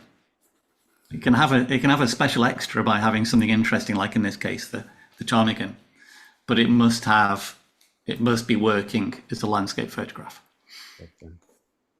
And finally, this is David Shaw's photograph of a little bit of woodland in the south of England. I was going to say, it looks English. All the trees are having a conversation, aren't they? Absolutely. It's definitely the Game of Thrones or something. You expect the elves to start appearing at any moment. Yeah, Joy, that light too. Share your thoughts with us, Joy, because you're the most tree-oriented photographer I know. So feel free to share some thoughts on this one for us if you'd like. No, it's absolutely beautiful. It looks like they're all, they're a family and they're all having a little conversation. It's wonderful. I love. It looks like that light would be quite tricky too, but he's handled it beautifully. Absolutely beautifully. Absolutely gorgeous. Yeah, I wonder if he needed actually an extra frame there just to keep the highlights in, or if the dynamic range was enough in the one frame, but it would have been close, I would have thought. Sometimes when you're in that darker forest and that beam of light comes in, it can be extraordinarily bright. Yeah, I think this one was a single frame. Okay. Beautiful. You're all kind of leaning into that middle section, and yes, it definitely makes you wonder what's behind those trees. Like you want to walk through that, like a path there or something, and see what's hiding behind. Nice depth. Yeah, that's what gives it. Yeah, you're right. Look, it just gives it such spatial depth having that. A very, very different image without it. But I think, and that slight amount of fog, you just need that little bit of fog mist just to create that layering there. I'm just going to quickly show another couple of the runners-up images because I think they're fabulous as well. This takes my breath away. Absolutely takes my breath away, this one. Stunning image, and stunning because it's not black and white. It's you can still see the little bits of moss sticking through the rime blasted snow and the cool in the background. We don't get a lot of access to rime, so whenever I see it done, and it's rare I've seen it with such intricacy here. Often it's bolder, larger pieces or big shards, and here it's just these minutiae that seem to be representing that part of that phenomenon, and that's somewhat unusual. It's almost like they're creeping and like vines sort of overwhelming it of ice, like just taking over. I think it's unique as well because it's got the rime ice and frost on it, but then it's got wind-blown powder snow into it as well at the same time. So it's like a really unique combination. And I wanted to show this image because this is a great example, and it did very well in our in your backyard category as a picture that could be taken. Any piece of water could just have some dead trees in, but it's composed very, very well and gives a wonderful feeling, like this filigree of branches and seeds and leaves and things. So I just there's that one that's coming down in a bit closer that sort of breaks the perfection in a way, Yeah, leaning into it all. Yeah. I'll go through all of these briefly because these are great images. These are some of my favorites. Oh, Scott's that is so special, isn't it? Scott did very well in the photographer of the year section as well, and this was one of his excellent images. The glow of that. Again, another one where you look at it, has that really been overemphasized using the saturation, or has it been colored slightly? No, it's just a really strong little rainbow effect. Let me get these in the right order briefly. Unbelievable. Yeah. I love the faces in this one. Alex has done an amazing job. This must get you salivating, Paulie, with all your place your drone work. Yeah, I was just thinking of a bunch of my unedited photos that are sitting there waiting for me to do something. Almost like there's two faces in that one almost too. The face in its forehead. Yeah. I think this is the second prize. Yeah. Coloration of the underlying ice is really what makes it stand out to me. Like sometimes it's the other way around, but it's a little like marble, doesn't it? Creates this beautiful kind of mid-tone depth to allow everything to be placed on top of that gives it this wonderful context. And is that a conversion to mono, or has that actually got there's a bit of blue there, isn't there? It's got colour in it, yeah. You can see the light blue cast in there. Yeah, that coloration really stands out for me, and I think it's an element of asymmetry and the visual balances and the visual weight of it is a little bit offset, which I think creates a bit of tension and a bit of interest as well. Like you could have just simplified it and kept it in the middle of it. There's this kind of like curious amount of breathing space on the left that somehow balances out overall, but not in a way you would traditionally expect a photograph to be designed. So it's kind of interesting like that, compositionally art. How would you speak to that, Tim, that compositional element of the negative? I think that is. I think that in balance works so well because I think if you took away the face and that idea of pareidolia in the middle of it, it would start leaning across to one side, but the weight of the gaze of the face changes the balance of the picture quite dramatically. Usually, yeah. And I love the almost marble textures of the ice. It's almost rock, but not. It looks like people have commented in the competition that it looks like a piece of brutalist artwork you'd expect to see outside of a feeling, museum. Almost like they're sucking the life out of it in a way there's almost no color, but just a hint of it, like it's been crushed. Yeah. This was the third prize, which I just skipped earlier. hypnotic picture. Really weird textures. That's a great And the word. detail in it must, that's it. Wow. Oh my goodness. Whoa, look at the Whoa. resolution. Yeah. Oh my Lord. That's a high-res file. Wow. That's beautiful. Hey, what resolution are the? Is it 4,000 pixels, Tim? Is that from memory? We ask for between 3,000 and 4,000. Yeah. Ideally 4,000, but some people you doesn't necessarily, you can't actually reach that, but that's fine if somebody wants. 3,000 is good enough for a full page in the book. That's why we ask for a higher resolution file. It can make a difference to the judging process too if the judges have the accessibility to go into that level of detail. Yeah, especially in probably Lightroom. go either because we way, do all our couldn't it? judging. Yeah, All our yeah. judging in Lightroom. If it's not a good file, you'll find out pretty quick. And I Well, I mean, 'cause to me remember a photographer that was that did a lot of analysis on competitions, telling me never, or if they give you a specification, always use the lowest end, because you Yeah. don't want to give them more pixels than they need to work out it's not totally sharp Yeah. or something like that. Which I guess Same in Apples. it goes to the game element of competitions, I suppose. Yeah. Well, it's a little bit about the technicality of things. Like Apples was the same. It was a physical print awards, but you had a minimum distance, and pretty much everyone used the minimum longest edge so they weren't going to get pulled apart on the detail side of things. But this is the One- opposite. This is just elevates it to another universe by going in that far. It is a bit like a galactic type, like something you'd get in the Astro Prize, isn't it? In a way, or some of those. Yeah, absolutely. I think it's one of these bacterial mat places. Yeah. Okay. Yeah. So, but go for the winner. Oh yeah. Ah, Now this is detail. fascinating. It's almost 1-to-1 macro shot. Like grains of sand. Grains of salt. Salt. Yeah. Oh, sorry. Yeah. So there is nothing but salt in this picture. And light. Yeah. I don't And think light, yeah. Yeah, of course. No. And I think if you look in the top corner there, you can see a little bit. Yeah, the more crystalline That's structure. beautiful, Alan. That's absolutely amazing. So the grains are actually bits of salt that have broken off and just been rounded by the action of the water. Just Wow. rolling around, I suppose. Yeah. And the sun must be on a low angle just to light up the top higher ridges and leaving the shadows there. Yeah. Yeah. And it's got that beautiful luminance coming through those ridges of salt. Yeah. It comes through the back end of it. Yeah, that's what I really like about that. You can just see through.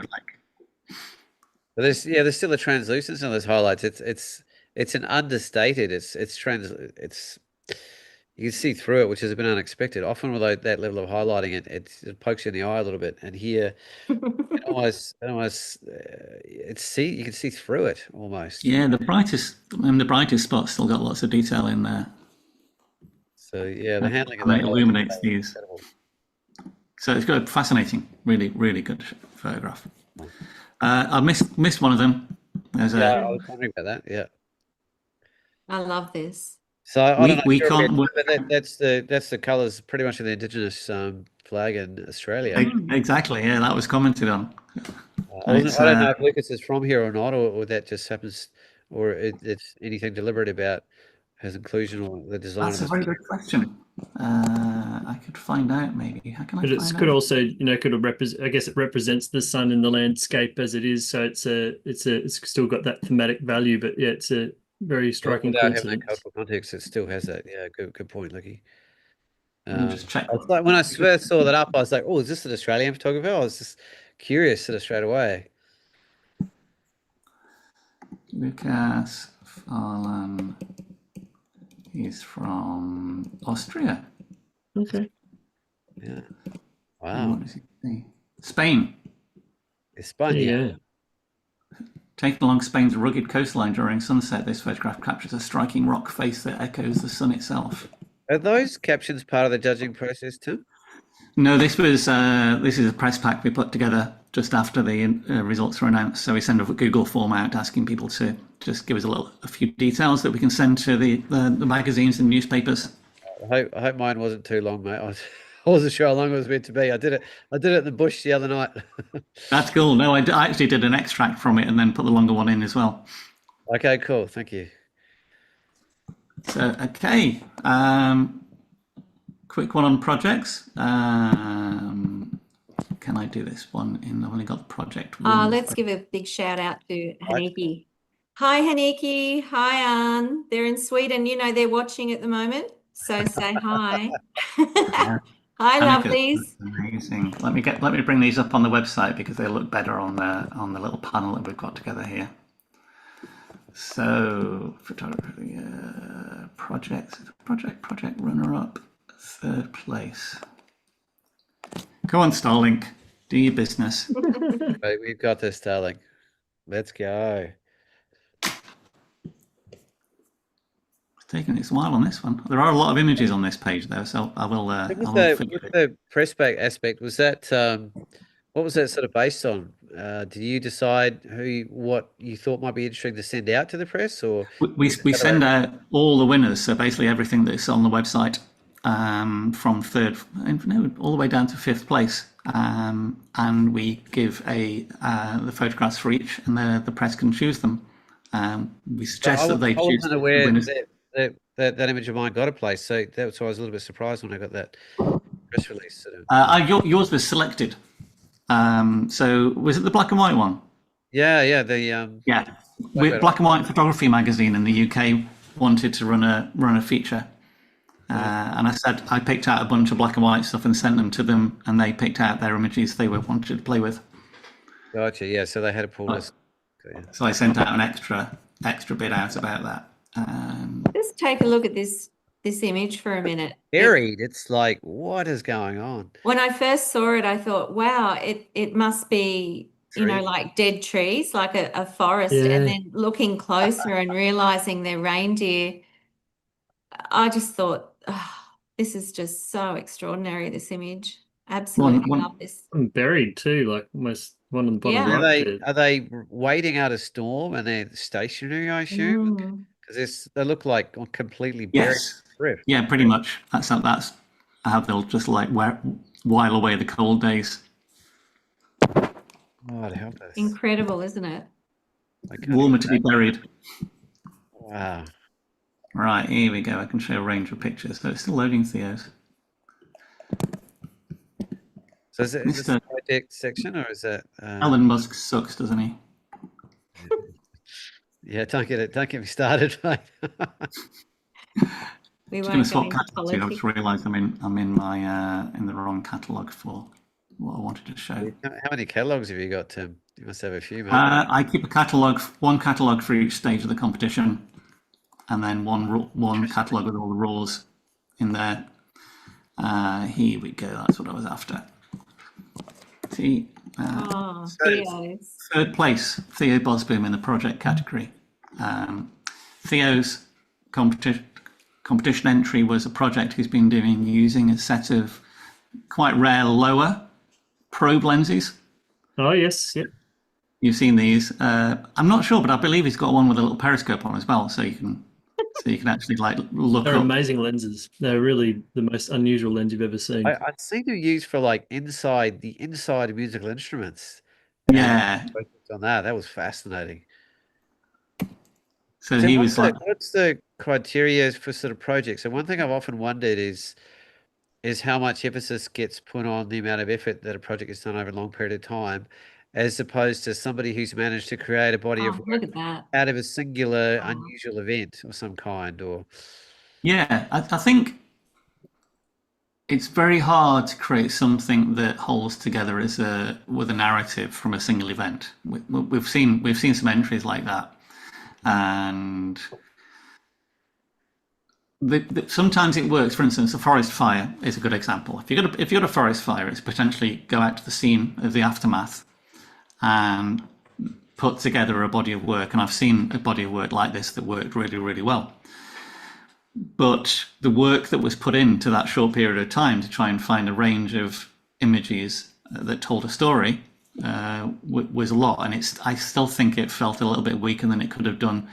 Whereas I've seen other projects of forest fires that have included a during or just after, as it's still burning, to a recovery stage. And the narrative element of that was stronger because of it. it included similar pictures in the middle, but the extra story that it told, because of the extra images showing the progression, made it work better. So it doesn't preclude the sort of single moment project, but I'd find it difficult to, you could make a good project, but I'd find it difficult to find a winning project that did that. Yeah, I mean, I was considering one on, for instance, I was the first person to photograph the floodwaters entering Karitanda Lake Eyre, which is an event that might happen twice a century. And Yeah. that moment only lasts a day when it actually first enters the lake, and that transition from its path all the way through to the entering of the largest lake in the country. And that, you could maybe go back and I think spend that would, $25,000 Yeah. on doing the whole pathway of it over 4 months, but you have to be a bloody millionaire or a pilot. Yeah.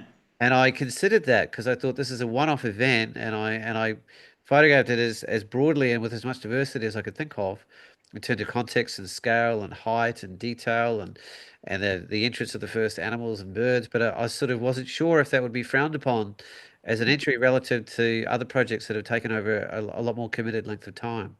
I think it would work, because if I look at let me just go back to this one.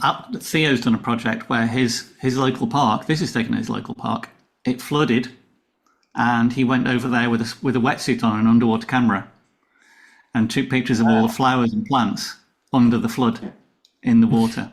And he did that only over the pace of a couple of days, and the project's amazing.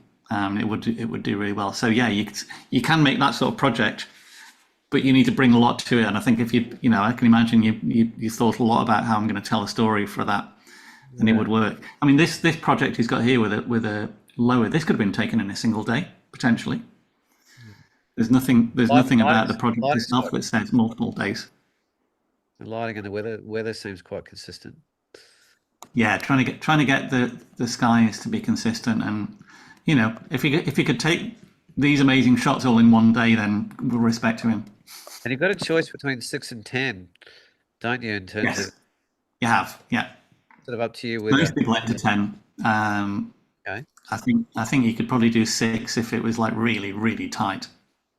Because I mean, you've got that whole issue, of course, if your 9th and 10th start getting a bit weak, like is that? Yeah.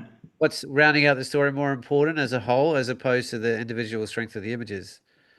I'd say the images have got to be strong, but you can have images in there that are filler, that would be considered weak on their own. But if they play a critical part in the narrative of the story, then absolutely fine. Good answer. This is the second prize in the projects, which I absolutely love. Yes. I'll go through them first so you can see them. Paper mache or something. It's plastic, a project. isn't it? Wasn't it recycled, like plastic? He was Cellophane. using. It's a guy that found bits of discarded plastic, photographed them in situ, So amazing. and made them look like parts of other landscapes. That almost looks like double exposure. Oh my goodness. So creative. Wow. That's amazing. Jeez, who would have thought in a landscape competition? Look at that. Fabulous. We thought this one would have to be eliminated because it is a real iceberg, but it's not. Wow. And this is just. Isn't that stunning? That's stunning. Oh, I hadn't seen this one yet, Tim. Oh my goodness. Wow. Wow. Fabulous. That's wonderful. I mean, this one as well just looks like some sort of strange lake edge with granite rock in the background, and it's a fascinating project. Especially from a planar perspective as well, which amazing. What an incredibly novel and creative way to present. Goodness me. And the winner, which was again fairly unanimous on this one, it was Hanneke's project, which is just about let me get the description up for it. She just captures light like no one I've seen. It's so special. Very clean. Yeah, really beautiful. I love the palette that she's used too. It's Isn't it Lapland or where is it? Yeah, it is Lapland. Yeah, I think she said. It's right in the middle. It's in Finnmark, which is where Finland, Russia, Norway, and Sweden all coincide Yeah. at the top. I'm just going to get the project description for you. SAPME is the name of it. SAPME title is Living Landscapes. Ever since I first travelled to SAPME, I felt deeply connected to its landscape and culture. So it basically, she lived there as far as I'm aware, and then just photographed what it felt like to be in the place. So let's go through some of the images. She's watching at the moment, so give a call out, Tim. Hey, brilliant. Hey, Hi, and Hanneke. they had a big aurora last night too. I think. Fantastic project. Yeah, it's incredible. Love, love, love it. Look at And that. the sense of light and snow and Wow. what really came across is the sense of living in a place, which is exactly what she was trying to express. Yeah, amazing. And here's an example of an image that wouldn't probably fit in the competition on its own, because this is a wildlife image essentially, but it fits in the context of a project about land. Okay. Yeah, so that's good to know too. Yeah, look at that. Ah, it almost looks like sand rather than snow. Just And then beautiful. showing how the seasons change and the light changes throughout it. Oh, wow.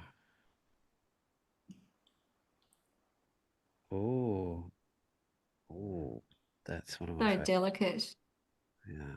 I Mm. don't know if it's floating or if it's reflection or it's It's like a multi-exposure again on this one, but it's yeah, especially the background coming more forward than the foreground. Oh, so understated, and that sense of scale is just difficult to comprehend, isn't it? Fabulous. Absolutely. I love that. I really love that. Wow. Oh, simple. Do you feel like you need to spend time to match the tonality or hues or atmospherics in some of these bodies of work? Is that important? Like that things don't jar too much with each other, or there's an aesthetic that ties I them together don't think rather so than the narrative? necessarily. I'll briefly look. I'll show another couple of. Because, I mean, that's another example where there is quite a similar aesthetic and lighting and hue and level of contrast sort of, through the body of work. I think having a coherence between the images is like if you helps. didn't have I don't any think it's essential. green blobs in there at all, like if that bottom left one didn't have that little green patch, you could almost those two little dots are critical, I think, for the entire project in a way. Yeah. Otherwise, none of the other images would have had it. Yeah. These are less coherent potentially, but they tell a story through a variety of texture. Well, they're very thematic by how the strength of exactly, graphical content, like in that regard. But big up to Magnus Reneflot as well, as an amazing photographer. You should really check out his work. Incredible. oh Wow. Oh, this is a very humbling folio. Oh, wow. Where do you find these places? You go back one, Tim, was that one of the singular images that did well? I feel like there's a very similar one in the single images. Yeah, it was closer up at a different angle with different lighting, but was it? I've never seen anything like that in nature, to be honest. Was there another category that's we had a category which is landscape and wildlife, where the landscape works.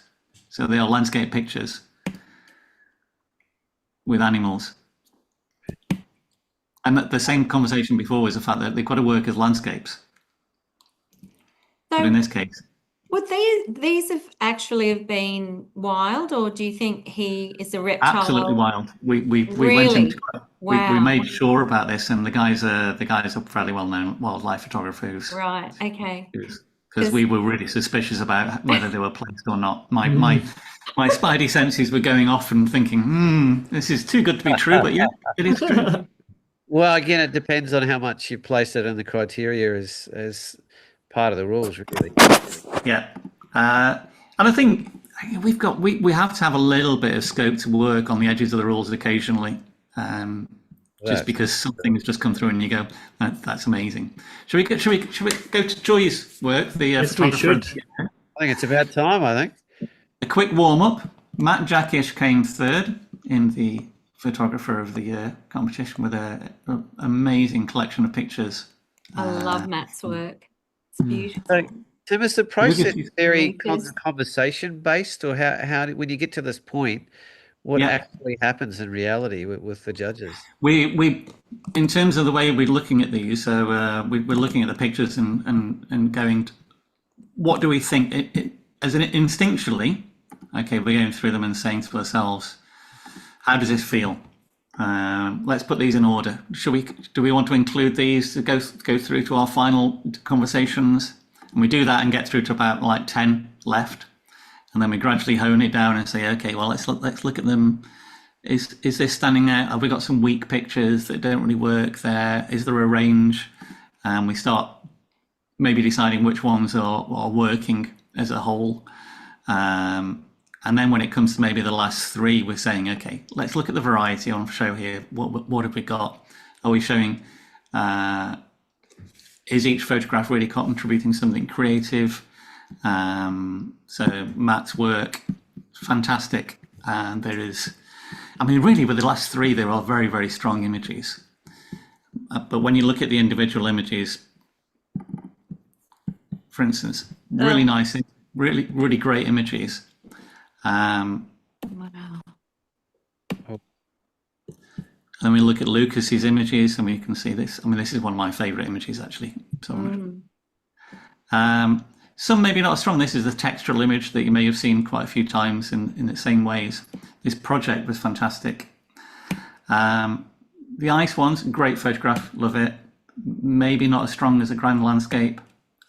We see a lot of mountain photographs, but this is particularly damned good. We see a lot of photographs like this. This is reasonable. But when you get through to looking at, I think, Joy's collection, we were looking through them as individual pictures and just going, yeah, it's amazing. That's good. This is probably the weakest image, I think, out of your selection for the judges. It was, yeah. I don't, yeah. We liked it, but that was put in as an afterthought.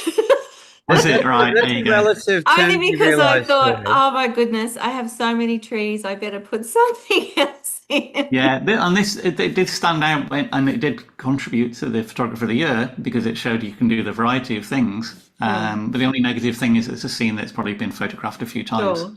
Yeah. It has a sense of royalty about it. There's a shot by Dromoskas there that's one of the most revered by Luke and I and many others. So it's paying homage to one of the greatest modern He was my greatest inspiration, Peter So Dromoskas. I would lean into that from a homage point of view, you know. This probably says more about how good the other images are than that image in particular, because go through the other images and I'm just like, stunning, stunning, bloody stunning, stunning, amazing, That's beautiful, my run. lovely. So yeah, we have a collection of images that are just gobsmackingly good. It's like a little sweet box of choice. Do you want to talk us through a few of them? Sure. Sorry? Did he enter 12 or 18? I'm wondering how they chose the 9 as opposed to 12 or. I did put 18 in. I thought if you're going to be a bear grizzly, so throw them all in. Can I quote because that? last year I put 1 in, and we got third in the monochrome, which was really, really beautiful. Was that your only entry? I didn't realise that was your only entry. Yeah, that was my only entry last year. Wow. The transpiration. Can I just say though, Tim, those volumes, the books, I can't emphasize enough how much they've inspired me. I take them everywhere. I was at Cradle last weekend. I've only got the 2 volumes. That's why I said, please make sure I can buy those other volumes from you. Absolutely. Because I take them everywhere. And, you know, I have my little headlamp on at night and this is what I'm looking at. It's so good. I so appreciate that. Thank you. Yeah. Well, a lot of, these images that I have now, I used to shoot on a tripod, 16 to 35 mil all the time for about 10 years. And then I thought, no, I started doing a tree project about 4 years ago, and I thought, no, I need to switch it up. And I switched to mirrorless too, which was great. So I threw the tripod away and started shooting more intimate scenes, which was just wonderful. But yeah, a lot of these images were actually inspired by those people in those volumes over the last couple of years. They really were. So thank you, everybody. The community is amazing, absolutely amazing. So I shall get 2 books sent out to you this year for you. Tell us more about some of the narrative. Like you've alluded to the fact, and Luke and I are more aware of it. Your passion for trees in particular, but that's more something that's coming from you. Where did that come from, and how is that maintained, and how is it growing and evolving through you? Because it seems like such a big, deep passion of yours. yeah, well, I started, I wanted a project, just a personal project. I've been living in Tasmania for about 7 years. And I was talking to a friend. We're actually doing an exhibition together in February next year, Fiona Francois. And we were talking about the cider gums.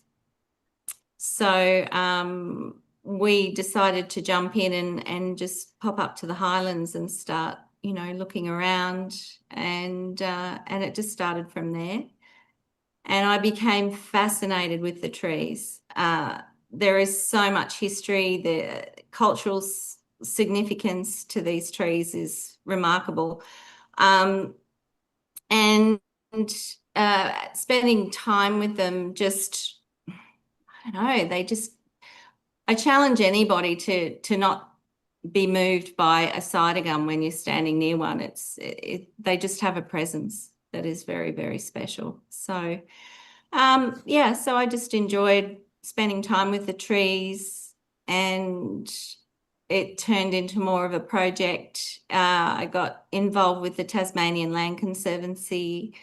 When I started shooting the trees, Peter Drombruscus was and still is one of my greatest inspirations. I think we all love him to bits.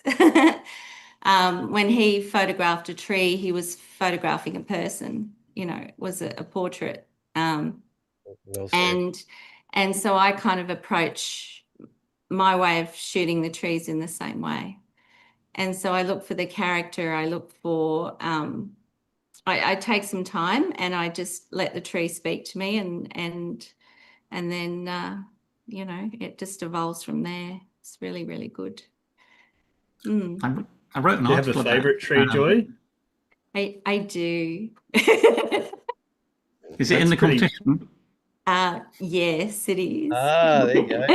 You can leave to guessing which one it is. Well, Is it any of actually, those? they all are. They might get upset if I have a favorite. Yeah, There are some interesting stories behind these ones, though. The little Maina gum, actually the fourth one along in the set there. This particular tree is probably about 40 years old, believe it or not, and it's only about 8 or 9 feet tall. They grow really slowly because they grow in an alpine environment. The tree in the background could possibly be it's one of the parents at some point in the past. But this tree, there's probably around about 50 acres there, and there's only 2 living trees on that entire area. So when I found this little one, I thought, wow, we need to make sure that we can bring you into the world and let people know that you're special. So that's a little cider gum. Do you know And much about why they're dying, Joy? Like from a conservation perspective? Quite a few reasons, Luke. One of the main ones that I've actually noticed personally is the young trees need an understory to grow, to thrive. You can see the conditions that they're actually existing in. So for the little ones to grow, they need that other plant community around them so that have the protection and that they can grow. There's so much grazing over there now, like farmers with sheep have come in and they literally have stripped away all the understory. So what I noticed was, where there's understory, there are living saplings, but where there isn't any, and you can see there isn't hardly anything there at all, they really struggle. So I think that's a big indicator of what's going on there. So for Not people who don't changing know, much. they're a critically endangered tree, and they only grow in sort of There's semi-alpine only 8 forest. stands left globally. Like they only grow up in the highlands, and we've got 8 stands left. These trees. I have a very dear, sweet friend who has a 600-acre property there, and she's a custodian for the trees, the ciders. So we're really lucky to have her and her partner John looking after them. So it's really good. So just for those that don't know, that the second image actually has, is it pencil pines or king billies there? And That's actually they're pencil pines and some fagus there too, actually. Some Vegas there in the foreground, I think. But for people that don't know, like standing on it. 60% of the alpine flora in Tasmania is found nowhere else on Earth. The pencil pines are part of that sphere as well. So they're actually very endangered sort of species of tree as well. And the Bandani tree, which is in one of the other images that we had on the graphic for the show, that is also found nowhere else in the world as well. There's a World's tallest heath plant. Yeah, and it's or grass tree, some people colloquially call it, but they're so one thing I was quietly just beautifully understatedly proud of is this voice that's been given to wonderfully subtle and endangered and indigenous community of flora that you've given to the whole world now, Joy, on this wonderful platform that Tim's helped create. And I was just quietly just thought how beautiful and I was really thrilled that the trees have a voice through this platform.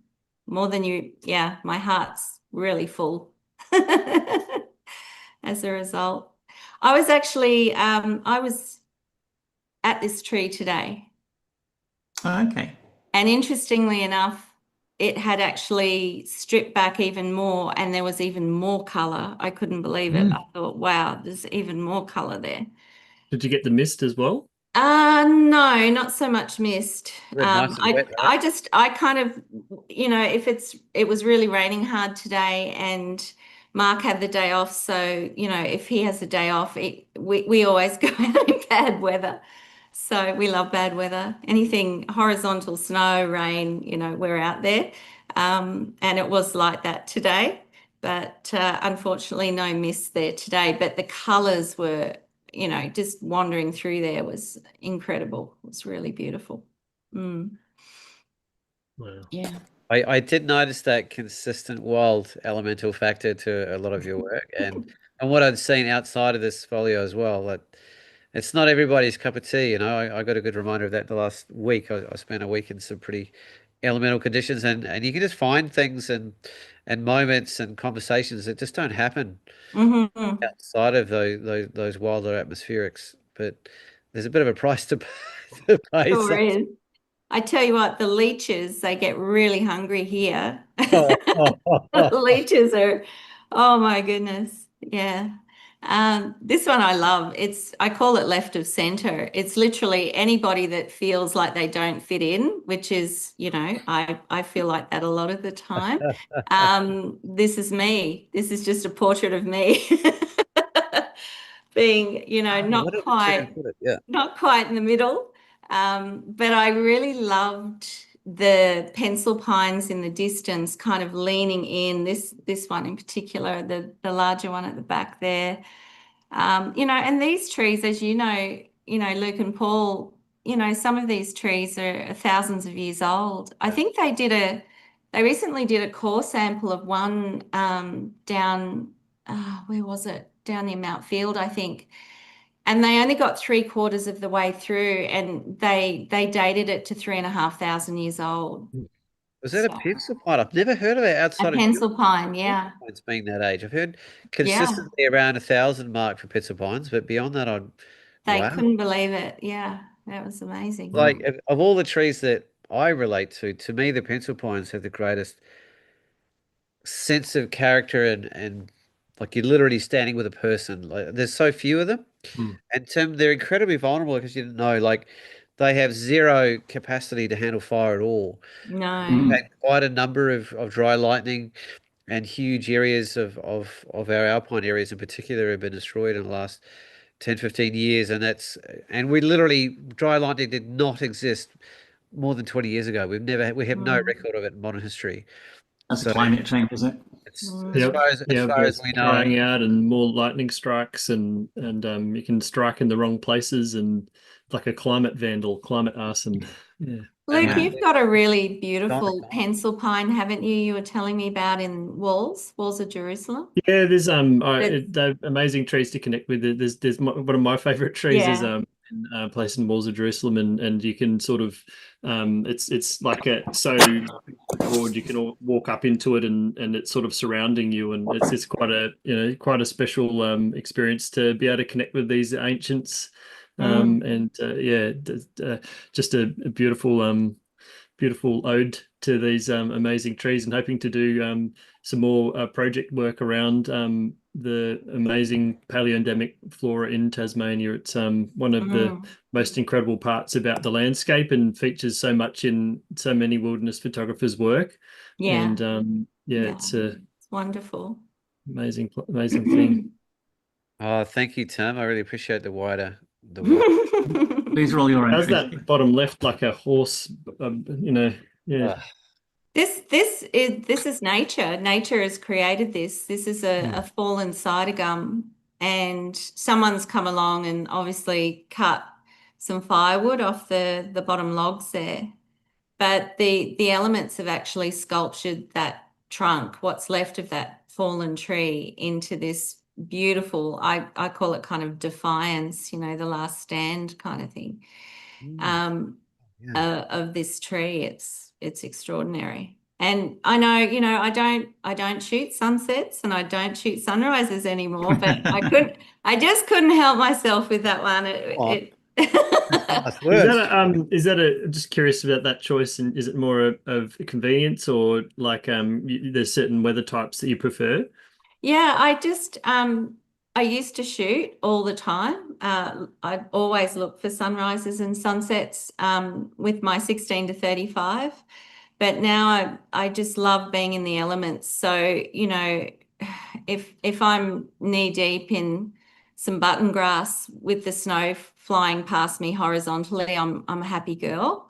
But a sunrise, as much as it's beautiful and there's nothing wrong with that, but I prefer being out in the elements. It makes me happy. In fact, I think I had a psychologist and she bought a print off me, and I was telling her a little bit about how I really enjoy being out in the wild places with the wind and, the rain and everything else. And she said, apparently it does create like this endorphin rush, the cold, and it does make you feel really, really good. So I thought, I think that's I think the feeling of being vulnerable and out in the elements and maybe even a little bit unsafe helps to connect you a little bit more to it makes you know you're alive kind of thing. I certainly appreciate that whenever I'm out in the wilderness. The more remote you are, almost the more there's like a reverence to that or something. So yeah, there's something really special though about it. I can't really put it into words, but I think you put it into pictures instead, don't you? I do. I just take photographs instead. I've heard and Very I've nice. read that those kind of conditions in the cold in particular just triggers elements of resilience in the human body, and it can actually increase the immune system strength and all sorts of things. And I think it's a lot of that cold therapy is coming into Oh vogue. yeah, I've heard of that. Well, Paul used to be a wilderness therapist, so yeah, he's very familiar with that. Fantastic. This is up in the Highlands, these beautiful gums, the colours, and Textures. Joy, you might not have thought of it this way, but when I've been thinking about the indigenous aspect to the flora that we're being presented from and how unique it is to Tasmania, and I think about the culture that's lived here for almost 60,000 years, and that they were the southernmost people on Earth for a long period of time, and they lived through two ice ages. Yeah, Here incredible. you are being drawn to these really deeply elemental, almost like Icelandic kind of feeling, sort of aesthetic and reality and energy and scripture, and it somehow overlays to me this echo. And I think you have spoken to the words before, but I feel like your capacity to listen, and I also feel like that is an overlaying factor, I think, Tim, to a lot of what your competition allows and alludes to is it allows the quiet voice, and it really advocates and photographers and people and artists that slow Mhm. down long enough to listen to the landscape and allow its voice to come forward and be heard. Like is very woven through both this winning folio and I think more and more the culture of the competition. And I wonder, Joy, if you might meditate or sit with that a little bit more about, the echoes of the old people and the conditions that they lived through beyond almost any culture on earth has for that Yeah. same length of time, and that you're out there deliberately being drawn to these, whether consciously or unconsciously or not, more and more so, and how that overlays sort of what you're doing. I don't tell a lot of people because they think you're nuts.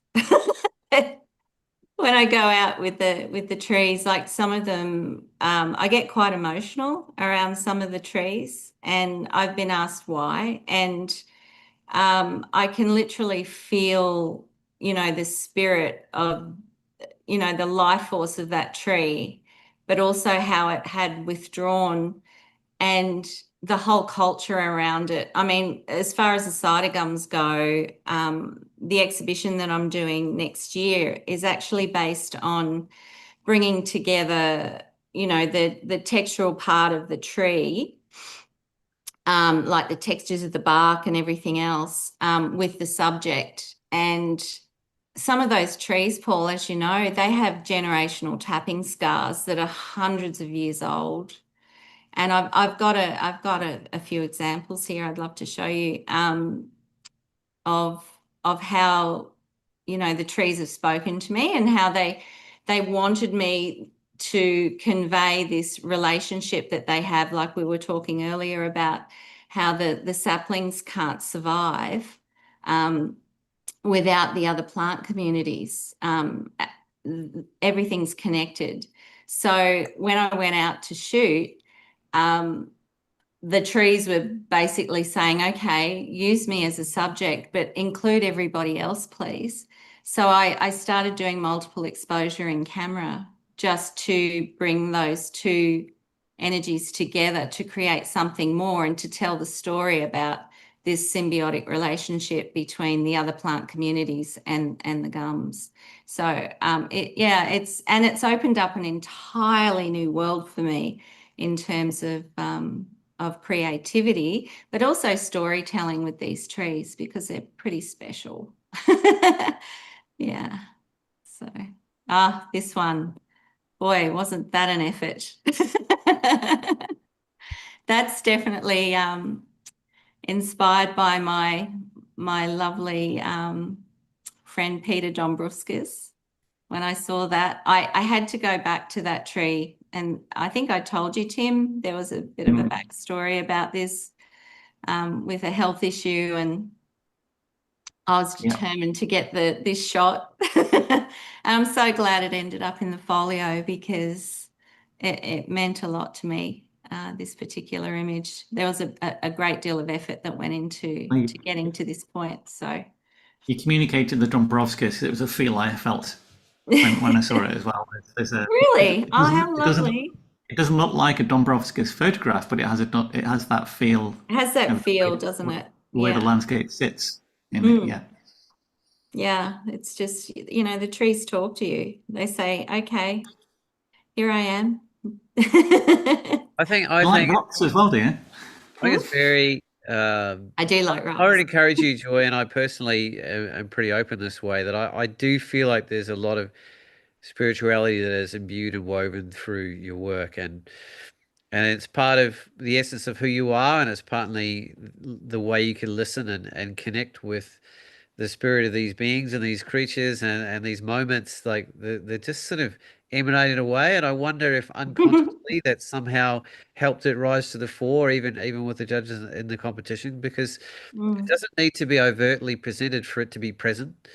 And I think people can just feel it consciously and unconsciously anyway when things are created with that level of being that is beyond the intellectual and goes into deeper places, and it involves a level of profound connection with place. And I think with the right people, with the right tools in their hands, they can let that come through. And it's not always overtly spoken, but it's still present. So I would, if you ever want any more conversations about that, I'm your man. I'd And, love to. um, Yeah, I think we're collaborating with nature all the time, and we do when I go out, I do so it's for my mental health and well-being. I just feel so good when I'm out there, and I connect in a way where I just become really quiet, and then I just let the subject speak in whatever way that it wants to communicate through. And I'm really, really happy that these these landscapes have been recognised in a way that for the appreciation of the beauty that we're surrounded in, every day. The world's getting crazier and crazier, and I think we're really, really blessed to be able to go out and spend time in these landscapes and then share them with others. I think one of the most important things for me personally is to share these with other people, because I have such a feeling when I'm in a place like this, I want to share it with everybody because it feels so good. And so if it inspires one other person to maybe, go outside today, maybe they're feeling a little down, or actually I might go out and just, see what's around, take the camera with me and allow that creative energy to start flowing through. And of course, we all know that when we have the camera with us, we lose all sense of time. We don't eat. Well, I don't. We were out all day today. I think I had like 6 macadamia nuts. But completely happy. It's such a good feeling. But if I can maybe inspire somebody else to go out and connect to nature in that way, I think I've done my job. It's good. Yeah. I mean, you're speaking to a career-long wilderness therapist here. Yeah. Right. Speaking my language there.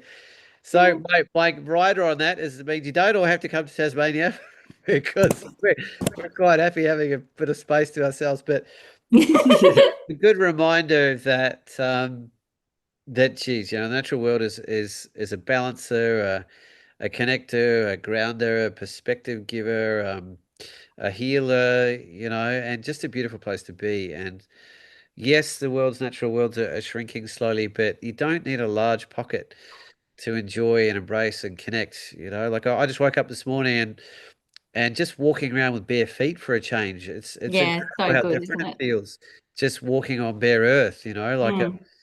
And the local park, you can do that too. Like there's little simple ways that you can engage with the natural world that doesn't require travel and going to exotic places, and like we were alluding to before, the intimate world is accessible to us all photographically without having to go very far at all, just even out your back door.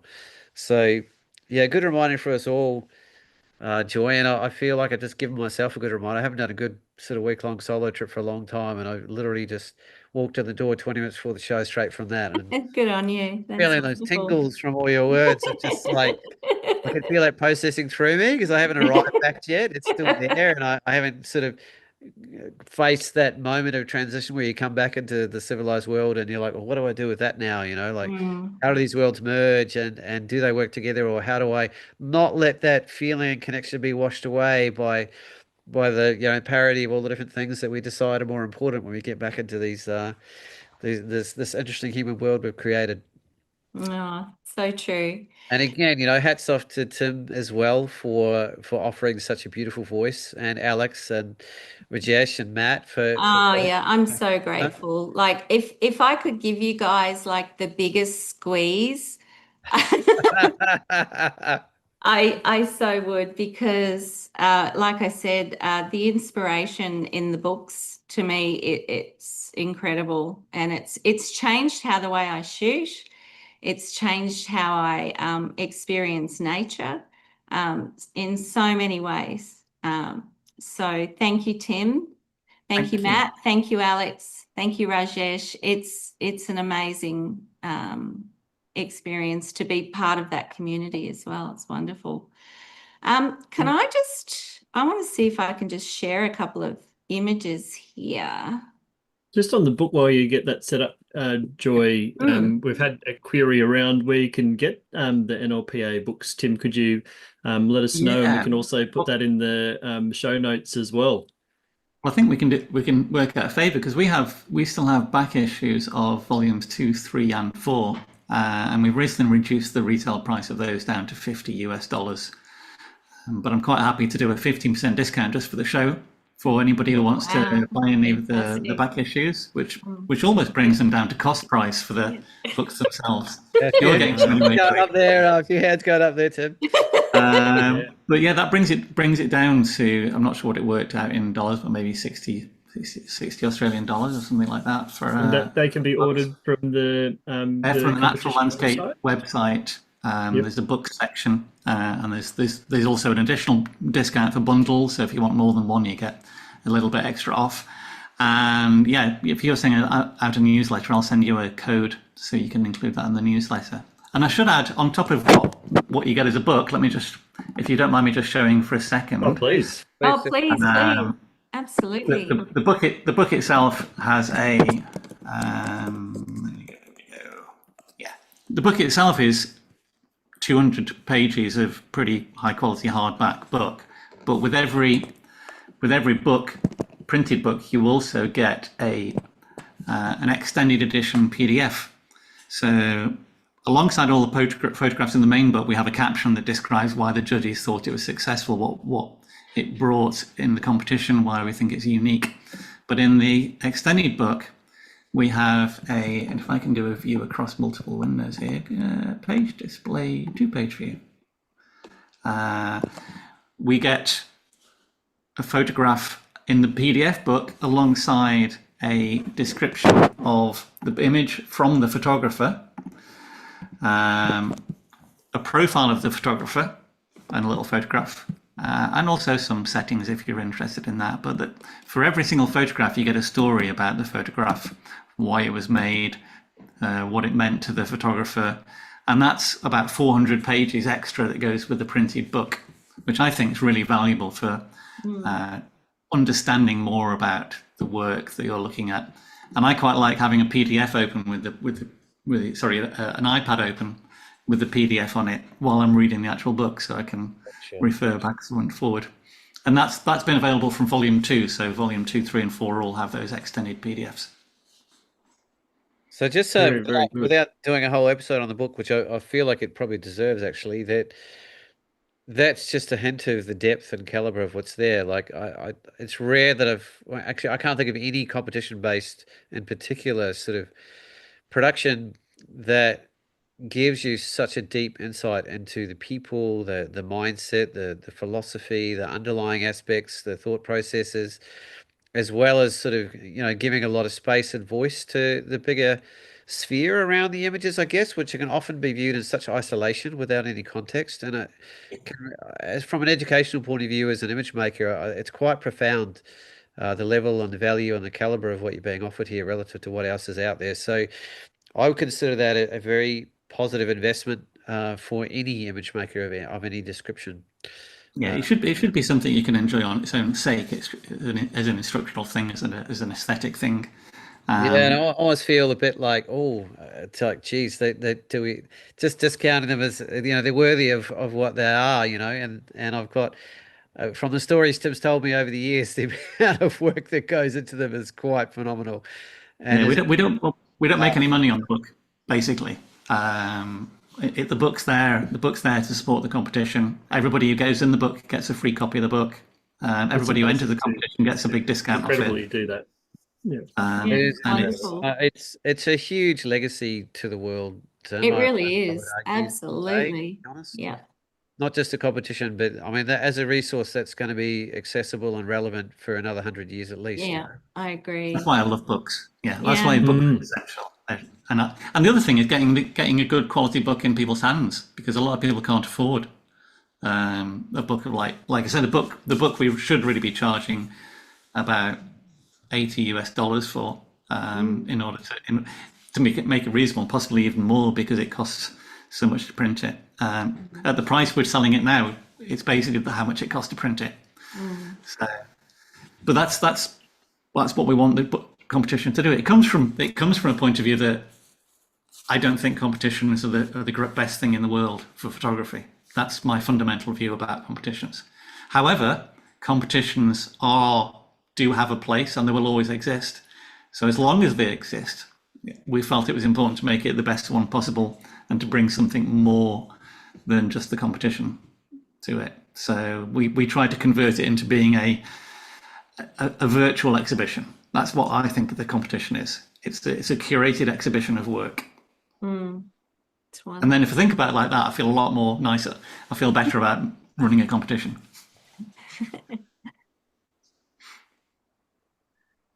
So, Joy, do you want to give yourself a bit of a voice? We've got pretty excited, and we're almost half hour over our usual time. But you did offer at the beginning, and I don't want to cut you off. It's either that or you put your hand up and say you're coming back for your own show. You decide. I can show you just a couple. Am I sharing there? Can you see what I'm Yep, doing there you here? go. Yes. Yeah. Okay. I just want to hang on a minute. I'll just move this out of the way. This is an example of what I was saying earlier about. Can you see that? Oh, I think it's done the old whoopsie daisy. Has it? Yep. I did Yeah. earlier where it's popping up on a different screen that we can't see, but Okay. we can see the thumbnails, yeah. the thumbnail version. You press the green share button again, and then you might be able to see the window that's popped up in that potentially. Yeah, It's one of the quirks of Zoom. If there's sorry. windows to choose from, and if you don't pick the exactly right one, you get a bit caught out. But Yeah. Oh well, that's okay. We'll have to do another show. well, we would love that. I was quietly sort of dropping the hint there to you, Joy. That I think There's a few little allow ones that, here. because your body of work is very extensive, and it's very wide, and it's very broad, and it's very deep. And I feel like rushing it on the end of a 2.5 hour show for 2 minutes is not doing it quite the justice it could. That's okay. I understand. Yeah, no, Well, I I do would. feel like we had a nice amount of time with the winning folio. I feel like your broader body of work deserves a bit more time, I think. No problem. And we're Alrighty. pretty friendly dudes, so you know. We really love that. After you. Absolutely. And yeah, a lot of people in the chat on YouTube saying they love your work. Hanneke said, absolutely love your work, Joy, so well deserved. Foreplay, love your work, Joy, and a lot of good bit of nice feedback there. You guys you rock. You're awesome. Absolutely. My heart is full. Like I said, I have been overwhelmed with the amount of love and warmth and well wishes that have come through over the last couple of weeks. Like blown away, actually. So thank you so much. It really does touch me deeply, and I'm really, really grateful. I'm still really surprised. So I really am, but I'm really grateful that our Tassie trees have a platform, and people are enjoying them. So that's good, because ultimately, we need to protect our forests. That's the main thing.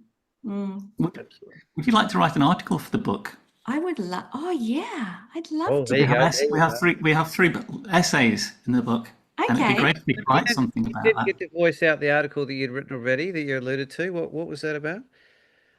It was Which around, one? in relation to Joy, I think it was it? I remember you mentioned something earlier in the show about you'd written an article about dot dot dot, and I Oh, yeah, no, that was just I wrote an article about how photographing trees is more like street photography than landscape photography. oh, okay. Oh, now you It got me is. curious. It's literally the trees are people. So yeah, I agree. Characters. Yeah, right. Yeah. I agree. If Totally. you're photographing, if you want to learn to photograph trees, look at more books like Cartier-Bresson and things, and then you'll start to understand relationships. And Absolutely. And yeah, and actually, have you guys just quickly, have you read The Hidden Life of Trees No. yes, it's by brilliant.